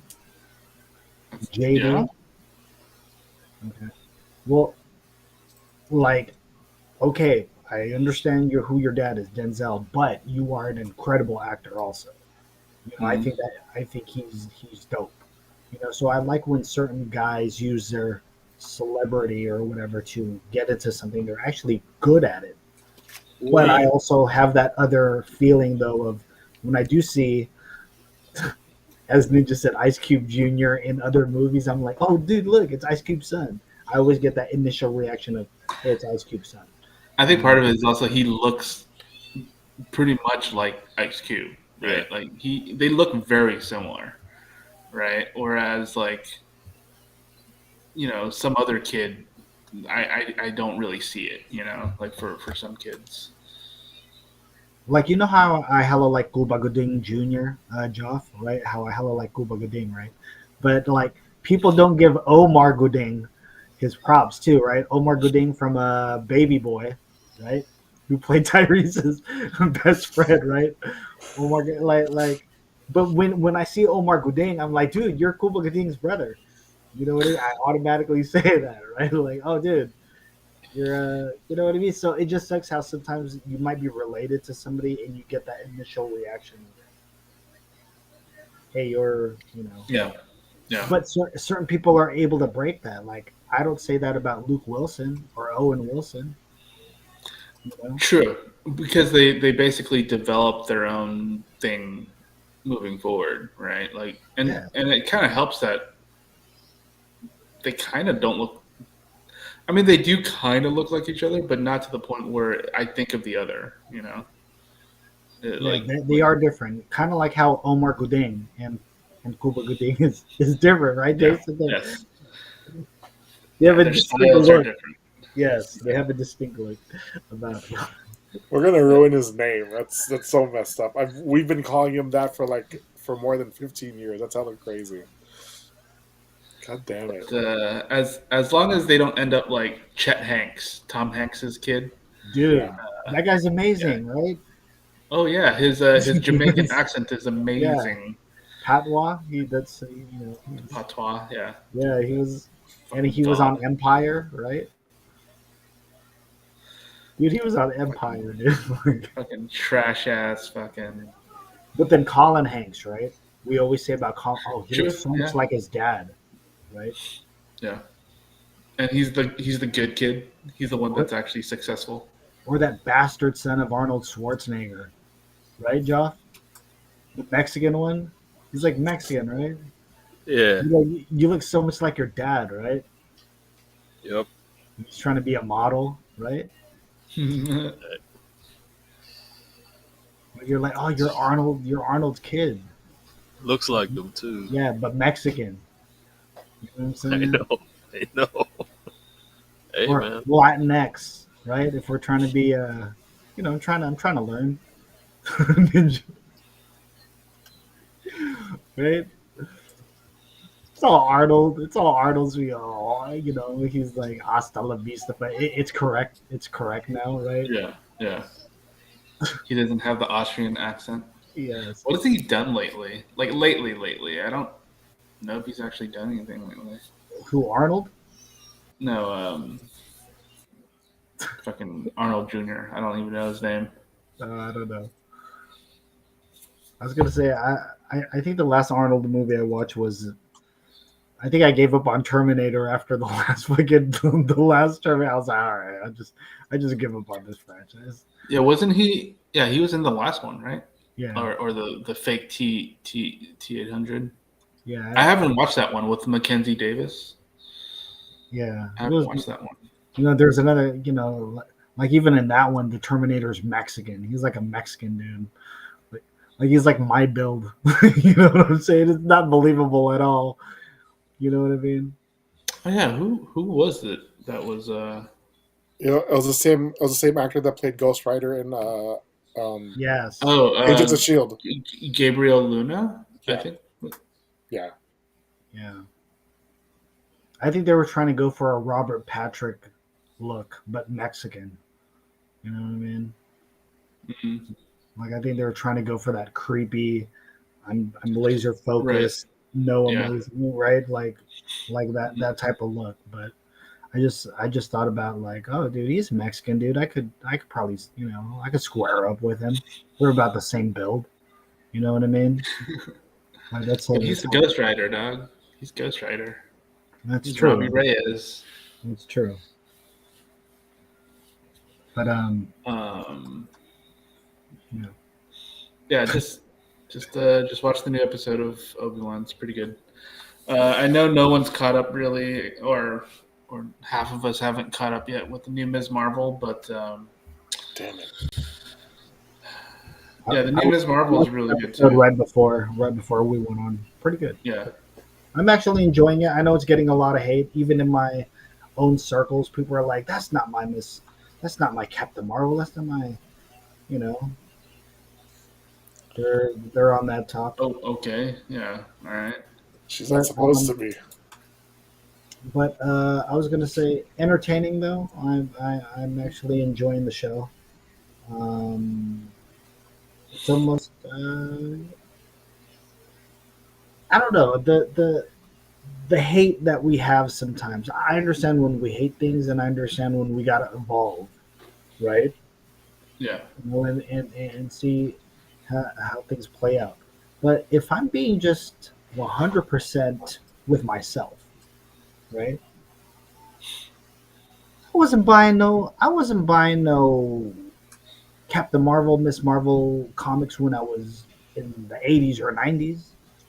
I had known of the death of Captain Marvel and all that stuff. So I didn't start liking this character until probably the 2000s with Carol Danvers and all that. But I've always loved the fact that because I'm an X-Men fan, so I knew Carol Danvers more through because of Rogue, because that's Yeah. how Rogue originally got her powers, and she was one of the characters from back in the day that actually stayed dead. Remember, they actually let Coma. a Come on. coma, correct? Coma.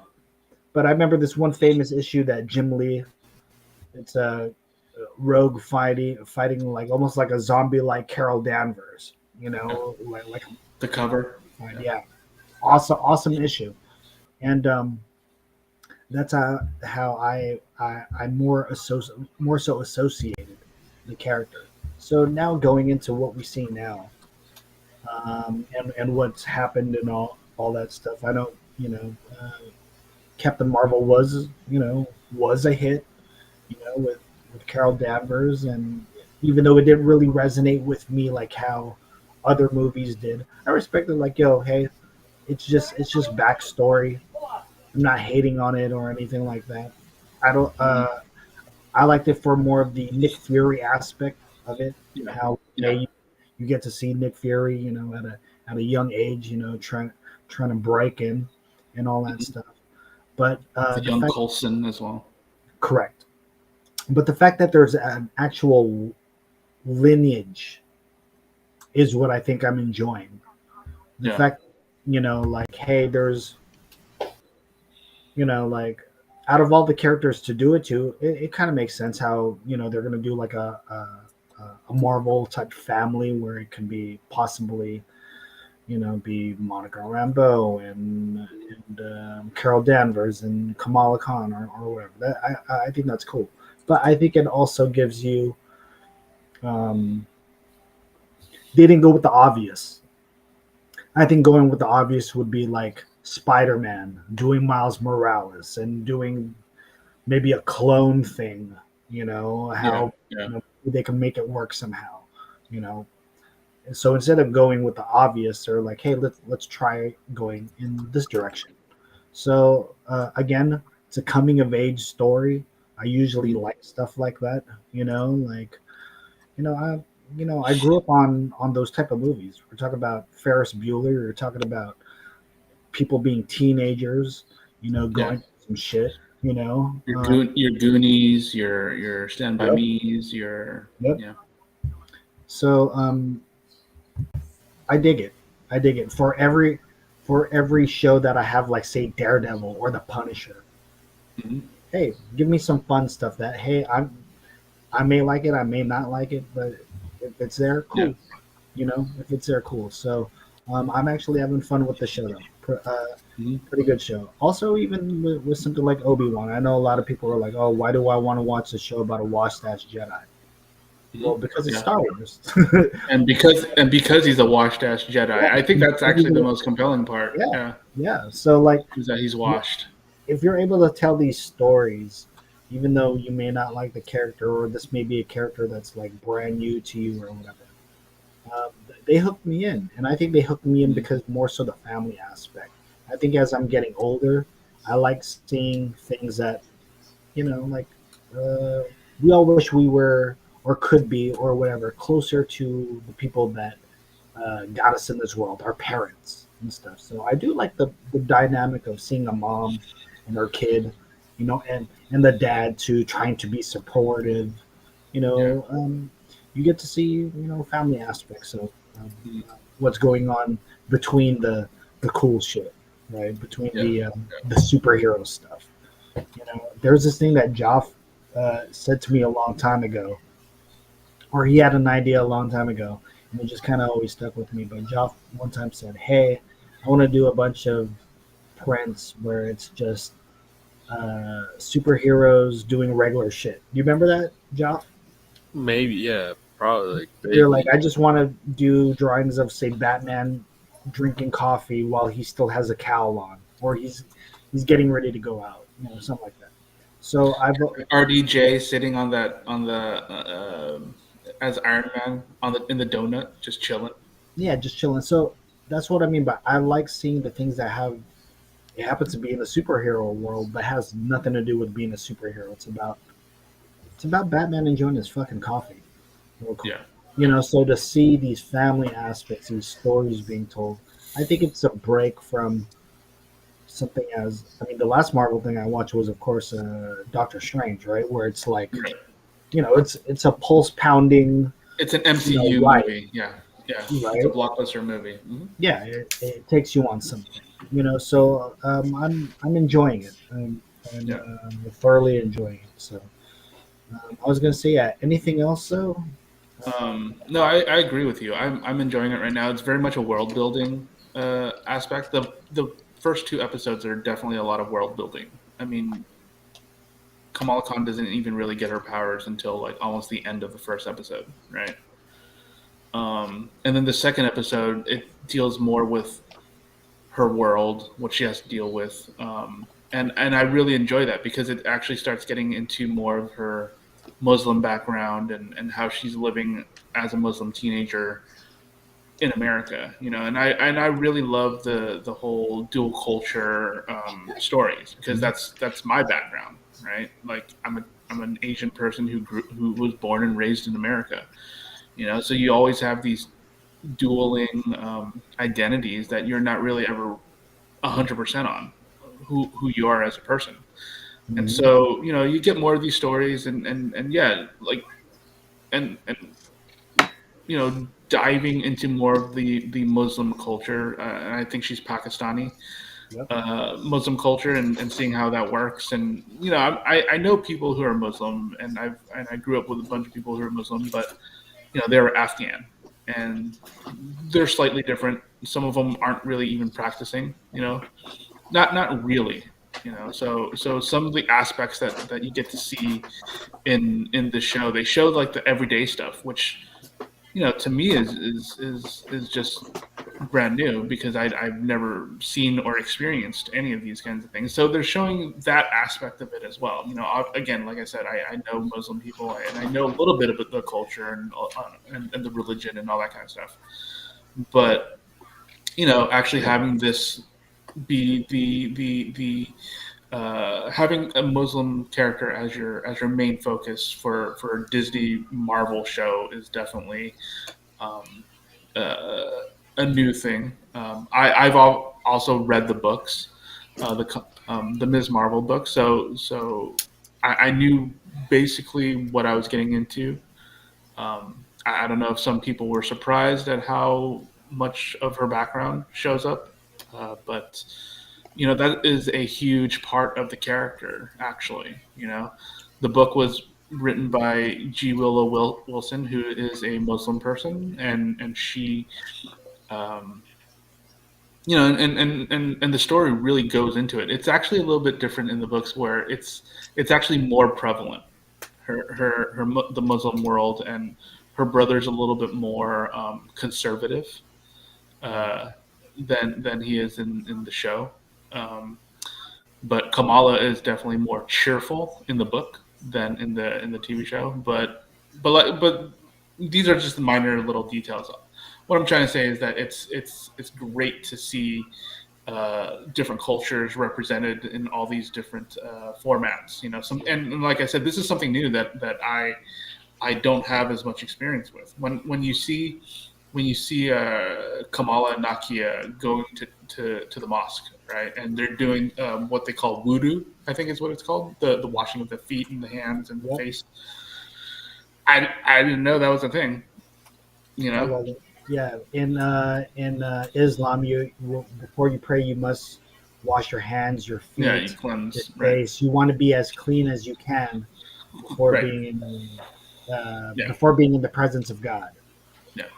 So that's not something that I ever really knew or actually even thought about, and it's nice to, and it's interesting to see that they show like an Eid celebration in their neighborhood, Yep. which is nice. But they also mixed that with all the different cliques of That was one Muslims. of my favorite. That was parts. actually really fun. That was really fun because again, it's very much world building. So it's a lot of world, like I said, it's a lot of world building. It's a lot of like understanding. It's a lot of building blocks of what her world is like. They talk about the partition a lot, and you're trying to figure out what is the partition. It's the whole India, Pakistan, warring with each other, and it's something that no one really talks about. And it's like, oh, that's something new to learn. To learn about, and I really appreciate that there's these little things that if you don't know, you can go figure it out. It's kind of like when Watchmen came out and people started learning about Tulsa, right? Like I had known about Tulsa, but it's one of those things where it's like, oh, this is something that people should know about, the Tulsa, Oklahoma massacre and all that kind of stuff. These are things that Black Wall Street. Yeah. So it's nice to see that pop culture is an entryway for some people to understand, history or culture or something that they may not encounter on an everyday basis, So, and that's why I really appreciate that they did a Ms. Marvel show with Kamala Khan. I love the character, and so far I'm really liking the show. It's not. It is an origin story, so if you're expecting her to be like, coming out of the gate swinging, she's not. She has to learn, how to be a superhero, but she also has to learn how to navigate her family and her culture and how people see her as a young girl in that community, So yeah, there's a lot of different layers, and it's really cool. And I like it. I was going to say we got about like 12 minutes left or something, but I just want to say the last thing I liked about Miss Marvel. There's this one thing in episode 1 where she goes to school and all of a sudden there's this guy dribbling a basketball in front of her, trying to psych her out, right? You know how people would do that to you from back in the day, right? And when I first saw that, I really like that part. There was just something about that little interaction. I thought that was really funny. So I like how for the second episode, spoiler alert, like the same guy comes again with the basketball, like, trying to dribble up on her too. And then you'll get to see what happens and stuff if you guys haven't seen it yet. But a fun show. I hope you guys check out the second episode and enjoy it as well. I was going to say we got about 10 minutes left. Was there anything else that you guys wanted to talk about before we get into recos and stuff? There was something I did want to. I mean, I put it in the group chat, but I was going to say Vince McMahon today. Vince McMahon, yeah. As CEO of WWE. I know Joff is not a WWE guy anymore, but he is a fan of Scumbag, debauchery and stuff. So, what do you think about this, Joff? Vince and possibly John Laurinaitis were probably they were spit roasting. They were tag teaming. They were. You know, I believe that the words that I read was Vince gave her gave her like a toy Yeah, to John Laurinaitis. I mean, I'm You not guys, surprised. yeah. So what do you think? I mean, I fuck WWE. Fucking, I don't know. Fucking, they deserve it.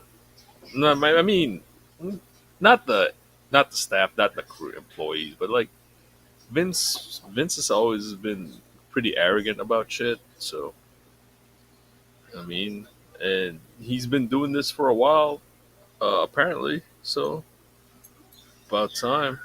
I mean, What did you guys think about the reports tonight of like they were like, oh, he will show up on SmackDown tonight in character. People were did wondering he? what does that I mean? didn't watch. People were saying in character. Why would he show up as in character? So when he showed up, people were saying, "Oh, is he going to talk about what's going down or what?" The only thing he said, he goes, "Hi guys, I'm here to remind you that the WWE is then, now, forever together. Welcome to SmackDown." So people were like, What character is that? so people were like, did he just come here and kind of disregard everything and then just gave the Yeah, slogan it and was sounds. pompous? Yeah, Was he pompous about it? So that's people were really worried backstage of like, dude, what's he gonna do? Like, I yeah. don't know That's what like he's gonna do. I So get it. I believe in the reports he's coming off as, hey, these guys can't do nothing to me. These, like I Yeah, gave her, and allegedly what the story was, he had a consensual relationship with a paralegal, right? Who was already older. Actually, she's in my age range. She's in her 40s, right? So had a relationship with a like paralegal, 70. So right? And Vince is 70, right? yeah, So had a relationship with a paralegal and gave her 3 million and hush me. Hey, don't talk about us. Let's sign an NDA. Okay, yeah, cool. I'll take your NDA. But the girl's the girl's friend ended up sending an email to the board of directors with, "Hey, my girlfriend, my friend, used to work for you guys, and she took hush money, and this is how it opened up the can of worms." And they found other NDAs, and now they're trying to figure out whether this money was used from Vince's personal stash or was he using company yeah. See, assets. that's what happens when you give up. When you become a publicly traded company. I mean, he could probably get away with it when they like you know they were a They're mom and pop. private. Yeah. Yeah, Mhm. they were a Yeah. mom and pop store, but once you go public, all that If you financial have records, shareholders, yeah, they have it has to be on the up and up. disclosed. Yeah. You have to disclose all that stuff. Yeah. But So I'm not, I don't, he like, like an old white man. He probably thinks he could get Yeah. away with it. He's a rich man. Yeah, I'm not surprised.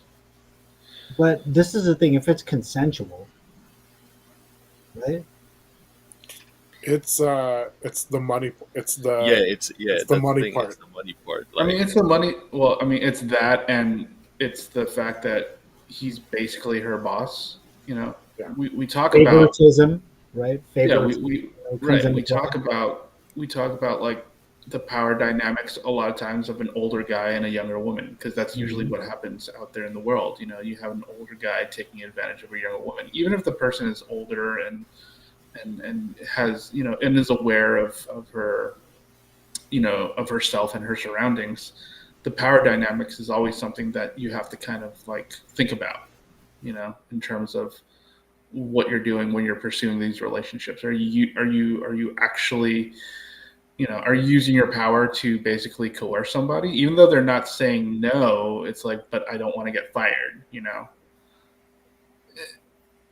So it's always tricky. It's always a tricky thing to have to deal with and have to figure out.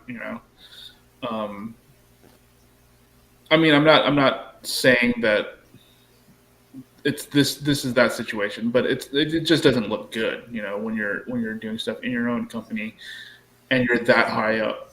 You're the owner or CEO of your company, and you're getting into a relationship, possibly multiple relationships with many other people, because you're the boss and you can do shit like that. Getting into that kind of thing, it's more of an ethical thing rather than a legal thing. Like, he's not going to go to jail for something like this, right? Probably. I just can't imagine what. Come over here, pal. Right? Yeah. Oh, Vince McMahon. Yeah, I don't know. Come over Why here, would you pal. do Who's she? Who's she, pal? that? I'll give Amigo. you Who is that? raise. Amigo. I'll give you a raise. Yeah. Amigo. Also, again, not surprised. I mean, the guy's a Trump That's supporter. some good right? shit. Yeah, that's some good shit. A lot of Trump supporters this week have been getting taken down. A lot of Lauren Boebert. Did you read about her and her and her possible entanglements? I don't know how true this is, but Lauren Boebert, she's the Colorado representative, hardcore Republican. Basically saying all the craziest shit. But turns out that she might have been doing some sex work before she was a representative. She was on a website called sugardaddy.com. Yeah. Job, Maybe. Job, this is our kind of news, huh? Sweet. Oh yeah. Sweet. Oh yeah, dude. This is right up your alley. So apparently she might have been on there and doing some sugar daddy type So stuff. she was a whore, basically. She was a hooker. Sex. We'll say sex worker. Sex worker. Sorry. Possible sex worker. A lady of the night. Yeah, and obviously, as a hardcore Republican representative, You don't do that. you don't do that. Exactly. Way out of line. Way out of line. They probably Right. look the other way. Well, Like when that- apparently, Ted Cruz met her Ooh, before she was a rep. no way. Don't know if she was still doing things. Really? Nighttime walker. He picked But- up on a nighttime walker. But we Cancun don't. cruise. But no one really thinks that he actually did anything with her. It's not like that. But we don't know if he knew about Oh, they it. met through like campaigns through Something like that. Yeah, Okay, yeah. gotcha. But a lot of people are basically throwing it out there like, oh, Ooh. dude, she hella fucking like Ooh. gobbled his knob. I mean, can we bring her up? Let's pull her up real quick. Lauren Boebert? Let's see this Karen. He took her to Cancun. All right, hold on one second. Let's bring her up. Let's bring her up on the screen here. But that's not even the thing, right? Like, being a sex worker is like a whatever, right? There's a One of the oldest jobs in the profession. Yeah, no, I don't judge. There's a young lady who's running for I think state legislature or something like that for One of Jeff's Pennsylvania. favorite professions ever, right, Jeff? And it's honest. So yeah, there's another girl who's running for office somewhere, I think in Pennsylvania. I think either for Congress or for state legislature, and she's a stripper. Oh, She graduated from college, but she was a stripper, and I think she was a stripper up until she started running. And she tells people that, let's go ahead and pull her up as well too. So we I don't remember her name. be judgmental through a podcast. One of Josh's favorite professions actually it involves a lot of sex work. Jeff, which aspect of sex work do you enjoy the most, Joff? Is What it do the you mean? stripping? Is it the massages? Is it the peep show? Huh? What kind of What's your favorite type of sex work? Everything. It's so gross. I mean, I mean, it's it's like I don't just like mangoes. I like watermelon too. You Yeah. know, I like apples and shit. I like oranges. Everything. Fruit cocktail. You know what I mean?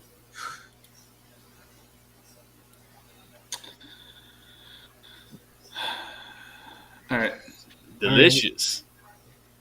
Let's go ahead and bring her up, and we can be judgmental through this podcast. I mean, you don't if you're Joff, what? Oh if my you're having goodness, holla Joff. holla, This is Joff's type right here. Hold on, hold your horses, Joff. Joff, what do you think? Joff. Uh-oh, Joff. So yeah, that's Lauren Boebert. She's a representative from Colorado, and yeah. So part of the story is that she apparently, allegedly, I very highly doubt it, but that's the that is the news for this week is that she was a sex worker for a little bit, Goodness. and the fact that she also the rumor also is that she might have gotten 2 abortions while working as a sex worker, and obviously, again, Sweet. as a super Pro-choice. ridiculously conservative person, yeah, you would no, she's not. Well, I mean, she's definitely not pro-choice, right? She's definitely not on that side. The You fact have that to make she those tough choices. right, and now she's trying to deny other women from being allowed to make those tough choices. Obviously, right? Like obviously, all GOP people are anti-choice, right? Like that's kind of the issue that a lot of people are having with her is that she's anti-choice, she is Would, would you anti-sex worker, but would these you are things click on that her, she's Joff? done. huh? Would you click on her, Joff? If you saw her? She she looks like one of those you know what I'm talking about, Ron? Ex Kogi. You know what I mean? See, you know what I'm talking about. Ex-Kogi. Okay. She looks like she would be in one of the that. taboo can definitely videos. The net video girls and shit like that. Yeah. She looks one of them.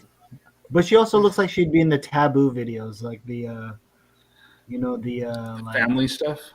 yeah, where I slept with my stepson because he has a huge, humongous, juicy. Yeah, I mean, Yeah. With Corey you're Chase. Ugh. Talking about Yeah, she definitely looks like she was in a Corey Chase video. There you go. I know you Yeah. know. Jason, what about you? Would you click on her? Hey, Jason? if you Would you click motherfuckers on know that? who Corey Chase is, you a scumbag. What about What are you, you Waldo? Would talking- you click what on are you that? Would talking you click about, on that? dude? Would you click on that? Would I click on that? Sure. Yeah. I What don't. about you, I Jason? don't. Would you click on I that? don't see You'd one. click on that. If I right, knew Jay? nothing about her, sure. Yeah, Come on, especially man. if she, Third especially July if she Brady. has her stepson's, hot, juicy balls, and But we I don't mean, have to go there. We just- her story is super librarian, weird. dog. Her story is super weird too. Like her husband was, I guess, back when she was still a minor, and she was like her husband apparently exposed himself to her and her friend when they were minors, and then later on she became his girlfriend and then wife, right? Like there's definitely something up with this person, you know. There was definitely some red shirting going on. Then grooming. There was definitely some grooming going on. Yeah, maybe. See, and Look that's at another DM, thing, dog. you know. Looking for That's draft another thing. picks. People, Jump, are you a they're fan of that? Huh? Jump, are you a fan of that? The I mean- red shirting and grooming. No comment, dog. Dan, you're about to get canceled, bull. FBI's gonna be watching this shit and fucking like, oh, this motherfucker's grooming. I can't comment on that, dog. I can't. You know. Oh, I was gonna say Horatio Sands ended up grooming somebody, right? Jason, you know what I'm talking about. Horatio Like Sands, right? you pull a Woody Allen and shit. Well, apparently he slept with or had relations with a of then minor age. I've actually heard of something about him actually these last couple of years, but supposedly Anna Gasteyer, Tina Fey, other SNL alums, they actually saw him you know like imagine this while he was making out with the girl and groping her, like say Tina Fey and all that, they're like, oh dude, look, dude, look over there on the couch, they're doing stuff, and then like Horatio Sands was like, let him keep watching. That's a little, right, Jason? That's a little, that's a little too much, right? Let him keep That is a watching. little too much, yeah. Joff, let let him stare. He was telling you, it's a little weird, right? It's a little uncalled for, right? And it made me think about this one Horatio Sands because I'm an I'm SNL not fan. here to judge somebody else's kinks, dog. Yeah, I am an SNL fan though, but Horatio Sands used to do this one thing where he would draw something perverted. It would look like cock and balls, and then all of a sudden, it would be like an animal, and it was like a kitty skit where like, hey, I'm gonna draw something, and it end up being a dog or something like that. So, and okay, Ninja, who are we looking at here? Who is this So one? this is Oh, look Alexandra at that Hunt. shirt. She's running for office, Congress in Pennsylvania. This is the one that I was talking about that was Okay. a stripper during college. Oh, all Um, right. yeah, she has a shirt here that says "Elect Hose," Respect. and she is definitely she's a leftist. So Jason, what happened? I didn't hear it. No, Joff. I heard Joff say. I know what Joff said. It was hella funny. Well, I didn't hear it. What'd you say, Joe? He's I just, I just said respect, dog. Respect. Did She you put say herself like? through. She put herself through school, fool. Respect. yeah, Is that what he said, she Jason? Yeah, he did. I started hella laughing. Okay, go ahead. Sorry. Okay, so that's a T-shirt that you can get if you want to support. I respect the grind, dog. Shut up, Joe. I respect the do, dog. grind, huh? The pole grind and shit. Look at that, Joff. Literally and figuratively. Joff, look at that sweater. It says, "I may have danced for money, but I'm no corporate whore." She's right. based, right? Based. Hey, you know what? That's kind of a fire ass sweater, No, right? for real. It's kind of there's kind of some drip to it. Like I kind of dig that. But let's go back to Alexandra Hunt. Let's take a gander at this beautiful lady here. And yeah, let's bring her picture up. Joff, would you click on that? If you know. Huh? What about her? Would you click on her if she had did some previous sex work that you could view on the internet or on a dirty blog somewhere? Would you click on that? Well, and we lost Joff.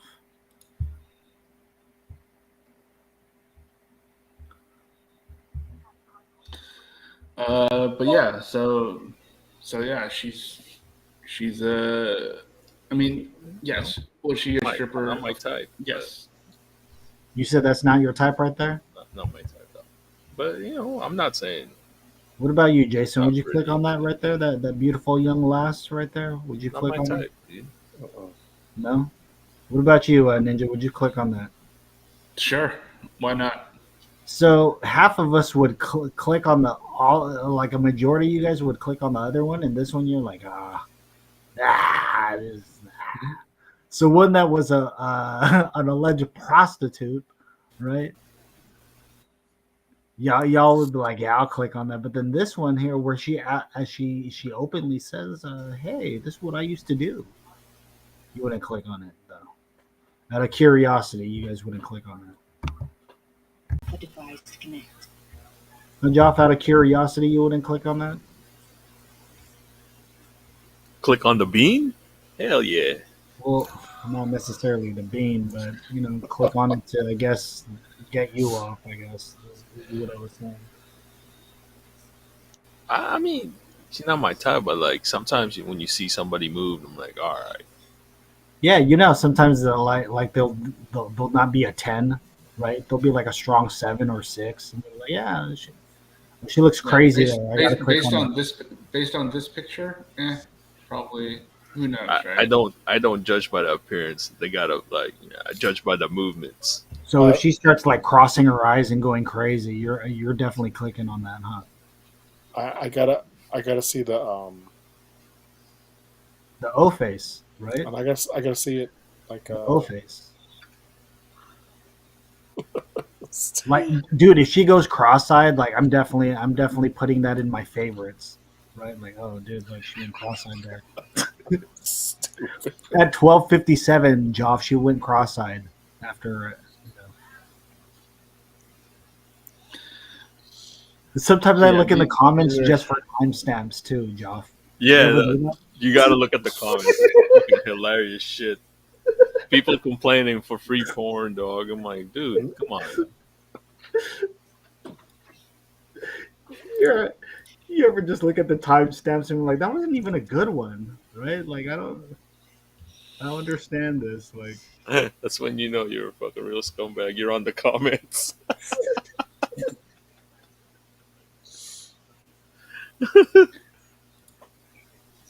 But yeah, two very different ladies yes, in beautiful, politics. beautiful ladies, right? But We're all their for it. You know? yeah, but their philosophies, their platforms are just so completely the opposite, and it's and that's where our country is right now. You have one who's trying to deny people, uh, you know, certain rights, certain freedoms, and then you have another one who's trying to fight for her people and trying to fight for more people to be happier, and yeah, that's politics right now. It's You're either a reformed poll worker, right, or a very closeted previous sex worker, right? And doesn't want to admit to. yeah, ashamed of what you've done. I mean, again, we don't really know if this is true or not. All right, but If I here's was the a thing, the sex people worker, I that wouldn't be ashamed, Joff. If I was a sex worker, I wouldn't be ashamed. I'd right, proudly tell everybody. Joff. yeah, but she makes her money grifting the right. So if you're grifting the right, this is not the image that you can show. Damn, but the right's too dumb. They always have. They're really dumb. They are always really have these dumb. grifters. Fucking. Yeah. No, they're really dumb. But the second you veer off the messaging, they will turn on you. Did you like John Cornyn? I was picturing John Cornyn today. I was picturing a female grifter just like, taking two at a time. Yeah, but like John Cornyn, senator from Texas, right? Like Charles Barkley, remember that? He's trying to pass like a compromise gun control laws with Democrats. And he was and he's from Texas, and basically he's talking about, hey, we have this compromise law or this legislation that we're trying to pass that's a compromise of different things. And when he was talking to people in Texas, they were booing him just straight up, just because he had the gall to say, hey, maybe kids shouldn't be shot in school. I'm going to try and like stop that from happening. And because he's a senator from Texas, they booed him. And don't tread on like me. I said, Don't tread on me. Yeah, bro. like I said, the second you veer off the messaging, it doesn't matter how dumb your audience is. The second you start saying something that they don't agree with, they're just immediately turning on you. Look at how many people wanted to hang Mike Pence. during the whole time. It's- Yeah, during the whole time, the whole 4 years, they were totally on the Pence train. And the second that he didn't want to perpetuate the lie that that Trump lost the elections, they wanted to hang him. I mean, that's how dumb the right is. You know, that's how stupid they are. Very easy to trick. Trump basically raised $250 million after he lost the elections to basically fight the fraudulent elections, quote unquote. Mhm. You know, Still believes two hundred fifty million dollars. Well, I don't know if he actually believes, but the $250 million that was supposed to go to his defense fund, there was no defense fund. This came out this week in the January 6th committee hearings. So that's how dumb these people are. They will give a rich person more money, $250 million for nothing. Amazing. You're not even buying a product. You know what I'm saying? I just wanted to say, hey, Mike, regardless, you know, and all of a sudden they Yeah. jump over and start using what we want to say. Mhm. You know what I mean? Yeah. Yeah. No, and that's what I'm saying. It's that. That's what I'm saying. Grifting the right is super easy. You just have to say the most off the wall shit and you'll get money, you know? But the second you go, ooh, I don't know about that, they'll be like, yo, fuck you. We don't like you no more. So yeah. I was thinking January about it. 6th Yes. January 6th committee hearings, a lot of the stuff that's coming out, I knew a lot of the stuff. It's just a lot of details that I think some people don't really know about. Although not drawing as much as many ratings as Johnny versus Amber, right? Yeah. Yeah. Johnny versus Amber. It's not as exciting. It's definitely not as For exciting. people, yes. Yeah. The possible overturning of our democratically held elections is just not as exciting as No, domestic violence. not too many bombshells, right? Well, not too many bombshells in terms of like if you're clued in and if you're terminally online, it's not a lot of bombshells. But apparently, some people didn't know the extent of how dangerous it was for people. You know, So like, they dumb. didn't understand that it was actually really crazy So what dumb. happened. So dumb. You know, and they're So watching this ignorant. thing. Right? Right, and they're watching the televised hearings, and it's like, holy shit, dude, what was happening? This was going on. This was happening. That was happening, and then now you find out that I mean, again, these are things that we already knew, but they're just bringing it out again, like Ginny Thompson, Clarence Thomas's wife, Ginny Thomas. She was apparently coordinating with different factions that were like that were rushing the the capital. She apparently was in contact with like a bunch of people who were very much like involved in some of the shady stuff that was going on in the administration and afterwards. So just that's how corrupt our government is. Speaking of corrupt, it just dawned in my mind that you said Clarence Thomas, right? Yeah. Another former scumbag from back in the day. Jaffe, you remember Clarence Thomas? Do you? Remember Clarence Thomas? Yes. He allegedly put pubic hair on his coworker's Pepsi can. Yeah, he apparently basically sexually harassed Anita Hill, and the whole Anita Hill confirmation when she came in for confirmation and stuff like that. Basically it's just like what happened with Kavanaugh, right? You brought in somebody to basically say, hey, this person's not a good person, should not be on the Supreme Court. Everyone's like, nah, fuck that. We'll go to put him in anyways. Clarence Thomas, exactly that person, and now look where he is. His wife could be going to jail for doing some stupid shit, for doing some dumbass shit. Jason, So, when I seen him putting the pubic hair on the Pepsi can, I was like, "Hey, Clarence Thomas, stop stealing my moves!" Hoover it. Right? Hoover it. Thank you guys for joining us. This is a Hub 408 episode 150. don't know who else is still listening, but thank you guys. If you happen to be watching us on Twitch, if you happen to be watching us on YouTube and also Facebook, please follow the Elite X Kumu on YouTube to check out all of our episodes. If you happen to be watching on Facebook, thank you guys. If you happen to be watching us on Twitch, also thank you. We're going to be wrapping up the show soon. So, again, if you happen to be watching us on other platforms and all that stuff, thank you guys.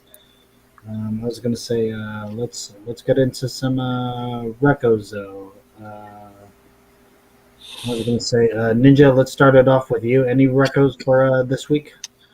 So not anything new. Like Obi-Wan and Ms. Marvel are the only things that I'm basically watching right now. I did start to rewatch this movie, The Other Guys, on Netflix. It's Will Ferrell and Mark Wahlberg. Best. It's an amazing movie. Amazing. It's I have really to watch good, really funny.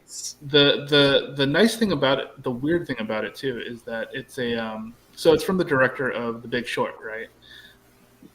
This is basically the prequel to that, if you can just think about it like that. I mean, it's not really a prequel. I'm just saying it's very much about economics in America, the rich versus poor, you know, and how money works in America. And it's a comedy, you know, about these two cops trying to investigate, you know, white collar crime. The next movie he made a couple of years later was The Big Short, which is about a real life situation in America and how you know hedge funds defrauded and bankers defrauded a whole bunch of money from a lot of people and basically put our country into a recession back in 2008. You know, so these weird so The Other Guys was basically the prototype of that movie, and that was a weird thing to me when I first watched it. I was just like, holy crap. Why am I learning shit from a Will Ferrell, Mark Wahlberg comedy movie? You know, where fucking Samuel L. Jackson and The Rock decide to jump off a building because they were chasing bad guys. It's an insanely ridiculous movie, but the thrust of the whole movie is learning about how Wall Street and corporations are fucking America, and it is. And I love how it just slips right in there. Like you're learning something. You're learning about how shitty American corporations are, capitalism, the downfall of capital, the downsides of capitalism.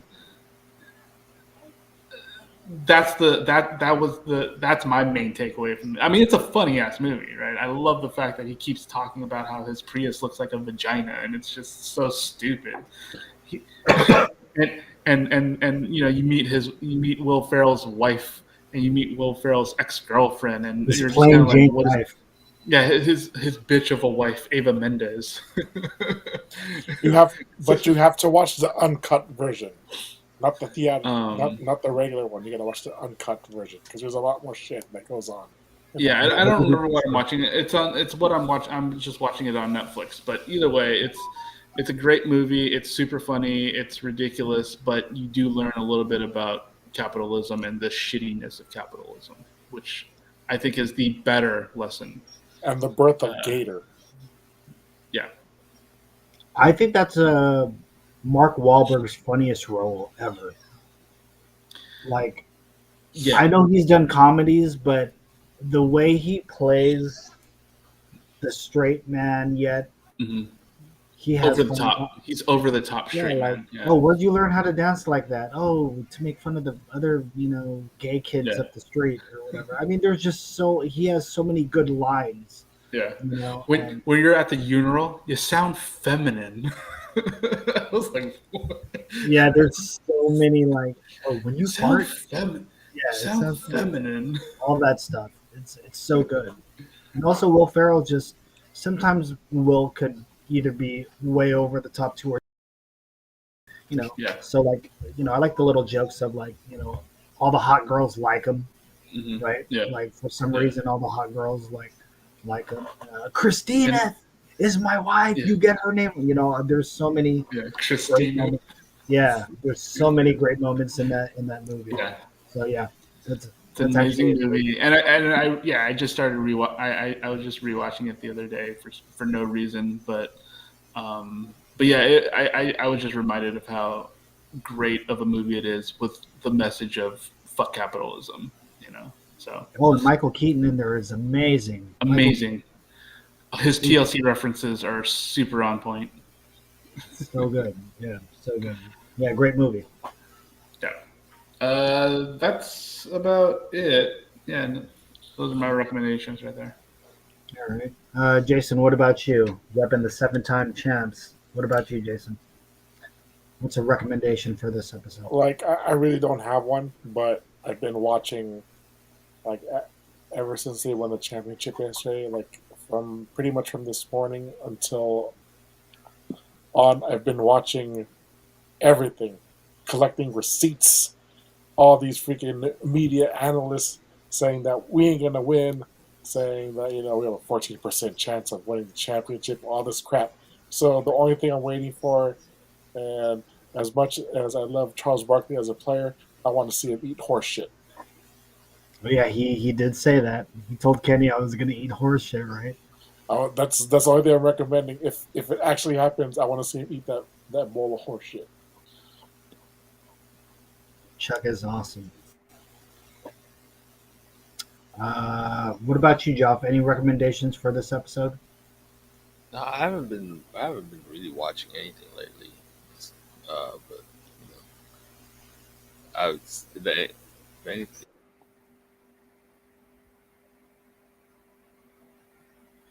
His internet cut off. Yeah. Hold on, Joff. We'll get you back on as soon as your internet comes back on. Unfortunate. Yeah, all of us have been having internet problems today. At least we're almost done. Yep. Go ahead, Joff. Yeah, no, I'm just honestly, just on YouTube. Fucking, I'm either fucking What are you watching? watching Andrew Wiggins fucking bang on fucking Derek White over and over again, or I'm just I'm just watching this channel. These channels that compare electric vehicles, and Oh, because you rented your Tesla. no, it's just I just wanted to see like what's coming out. Like, is it better for me to just chill out and wait, or is it like because or just wait for the prices to go down and all that shit and what's coming up. Yeah. Like, just don't get sucked into the hype of like, oh, Tesla's the best and whatever, which isn't really. No. Now that Yeah, all they're not. other manufacturers coming out with stuff, or and just Yep. doing like the charging networks for all these other cars, is it comparable and shit like that, or watching how Norway transition to like 90% of their cars are all electric now. It's like, all right, how they Yeah. do that, or Oh, why? they forced it. Yeah. Yeah, or They also made Tesla install charging stations, I believe. and why? How come all the other Chinese brands are not here yet? Well, they're all in Europe now and shit like that. Or we don't have. Because U.S. and China have bad relations. Yeah, exactly. So it's all that stuff. Really about it. It's I think is I I don't have any evidence. It's just it feels like we're close to a tipping point where everybody is a lot, not everybody, but a lot of people are gonna make a switch to electric vehicles, or at least hybrids. Well, we have to, in California at least, Yeah, by 2035. That's crazy. and plus, like all these other car manufacturers are, says by a certain like by 2025, all our cars are gonna be. We're not offering any gas cars. We're all electric. Yeah, something like that. I think Mercedes or BMW is doing that, or some of these car manufacturers. Yeah. No, I'm freaking surprisingly, I found out like, dog, it's like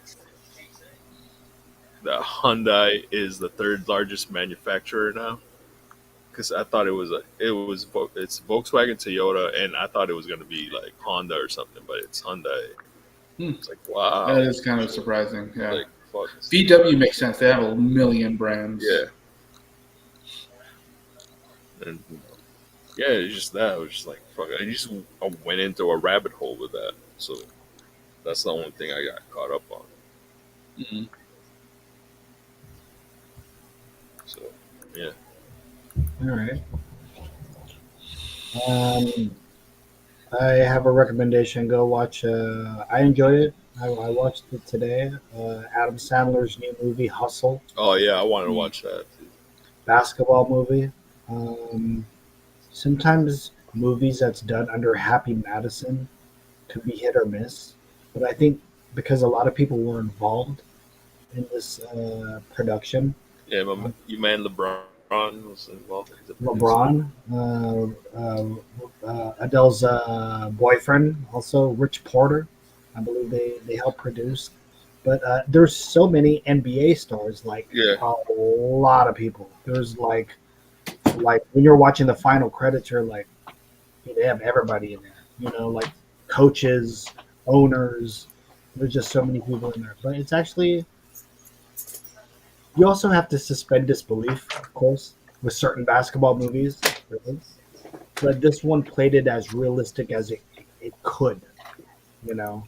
Um, their so main characters are like fucking real NBA dudes.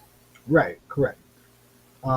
At the same time, there's that little Adam Sandler humor that is funny, but it's not overbearing. Like if he's trying to be stupid. So a pretty good movie.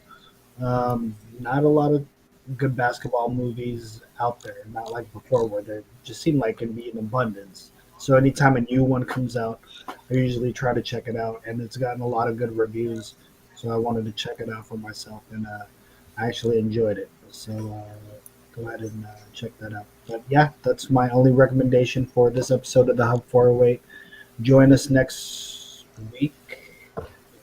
It's Uh, on Netflix. I think you yes, it's forgot. on Yeah. Netflix. It's on Netflix. Hustle. I was gonna say to hope. Well, I think we'll have an episode next week. If you guys don't know, it's KumuCon Canada next weekend, and Liana's actually going to be going. So she's actually going to KumuCon Canada to be representing for the LeadX out there. So shout out to my bestie.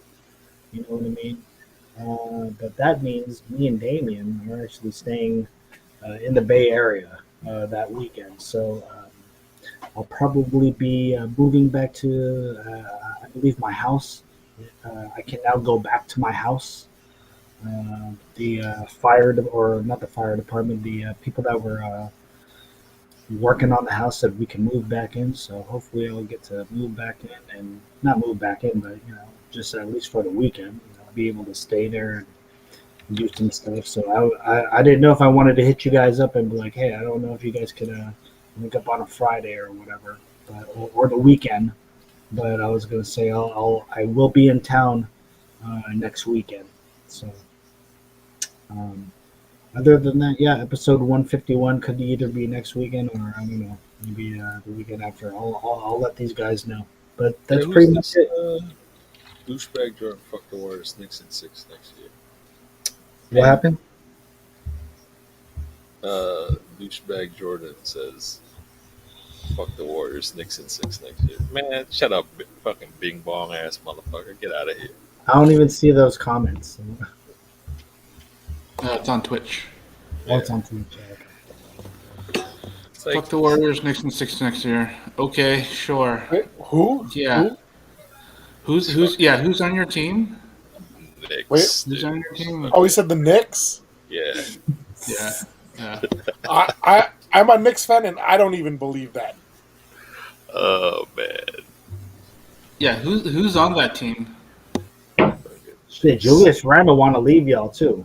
He ain't trying to stay there. He's Yeah. like, I'm trying to get up out of here. The Knicks. Oh man, that's funny. It's like you guys better make a big move. It's There's no cohesion on that team. Did they even make the playoffs this year? nope. No. It didn't even make the play in. Maybe make the play in first. All I'm saying Yeah. is if we can't even beat Trey Young, then we ain't got no chance. You That's can't all I'm even saying. you can't even fucking beat the fake Steph Curry. What makes you fucking think that Hey, you who's can the beat fake Steph Curry? Trey Young? Oh, okay. You can't beat freaking bootleg Steph. You know what I mean? The So Kobe cosplayer, is he a Kobe say cosplayer too, Joe? I love the Knicks, man, but Nah. I'm a realist. They ain't making no playoffs. There's Crazy. only like Get out of is here with that Jason shit. Tatum's the Kobe cosplayer. Yeah, that shit was hella fun. DeMar DeRozan is Costco Kobe. Uh, I don't know what Devin Booker is. That's it. It's all these Kobe system dudes. I mean, you know, They don't have that mentality though. That's it's the the Mamba difference. mentality dudes, man. It was like, oh, They don't have that mentality Dude, though. because they never like cheated on their wife and slept with a white woman in Colorado, and I had to play through that. That's Mamba mentality. That's the thing. That birth Mamba mentality, right? If that never went down, he would have never been the villain. the Kobe face.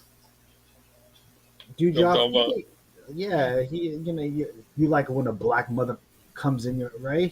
That's what he told that young lady, right? Shout out to Kobe. You feel me? Like I didn't, but that's what I'm saying. They never went through that. Waldo, did these Mamba mentality guys? Did these guys go Dude, it's through? it's it's funny because like a lot of a lot of guys really love Kobe. Like like Steph, Draymond, all these dudes play, but they didn't trying to ape him. You know what I mean? Yeah, because that's Steph Curry, right? No, He was but like, I gotta be my own. yeah, they just like how like Kobe grinds and works and shit. But these dudes are like, oh, I won't beat Kobe. I'm gonna fucking text Kobe, even though he's fucking dead and shit.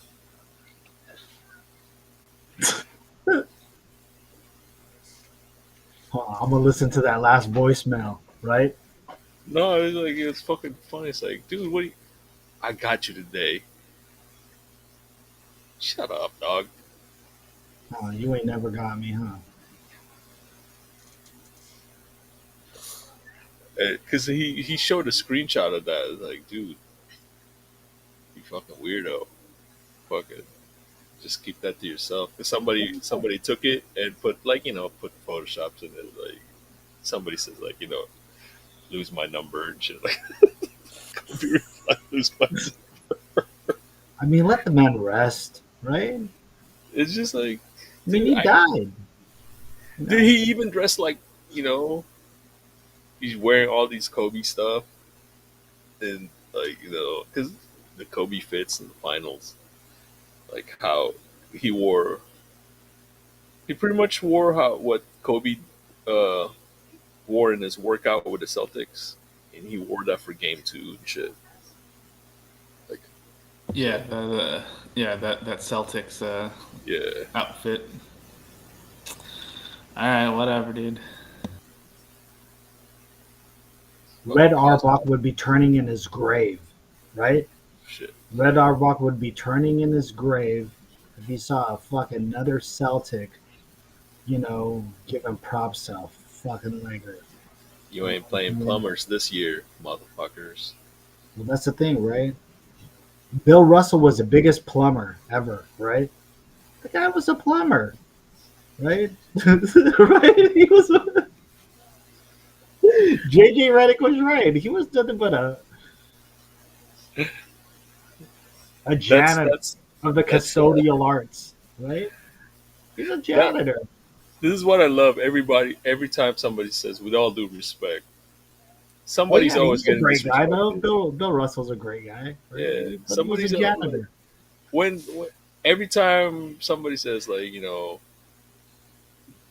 not taking anything away from somebody, but like, dude, yeah, you're taking away when you preface something like not telling you how to do your job, not like, I didn't mean to be disrespectful. Like, dude, you already know you're gonna fucking somebody's gonna get disrespected.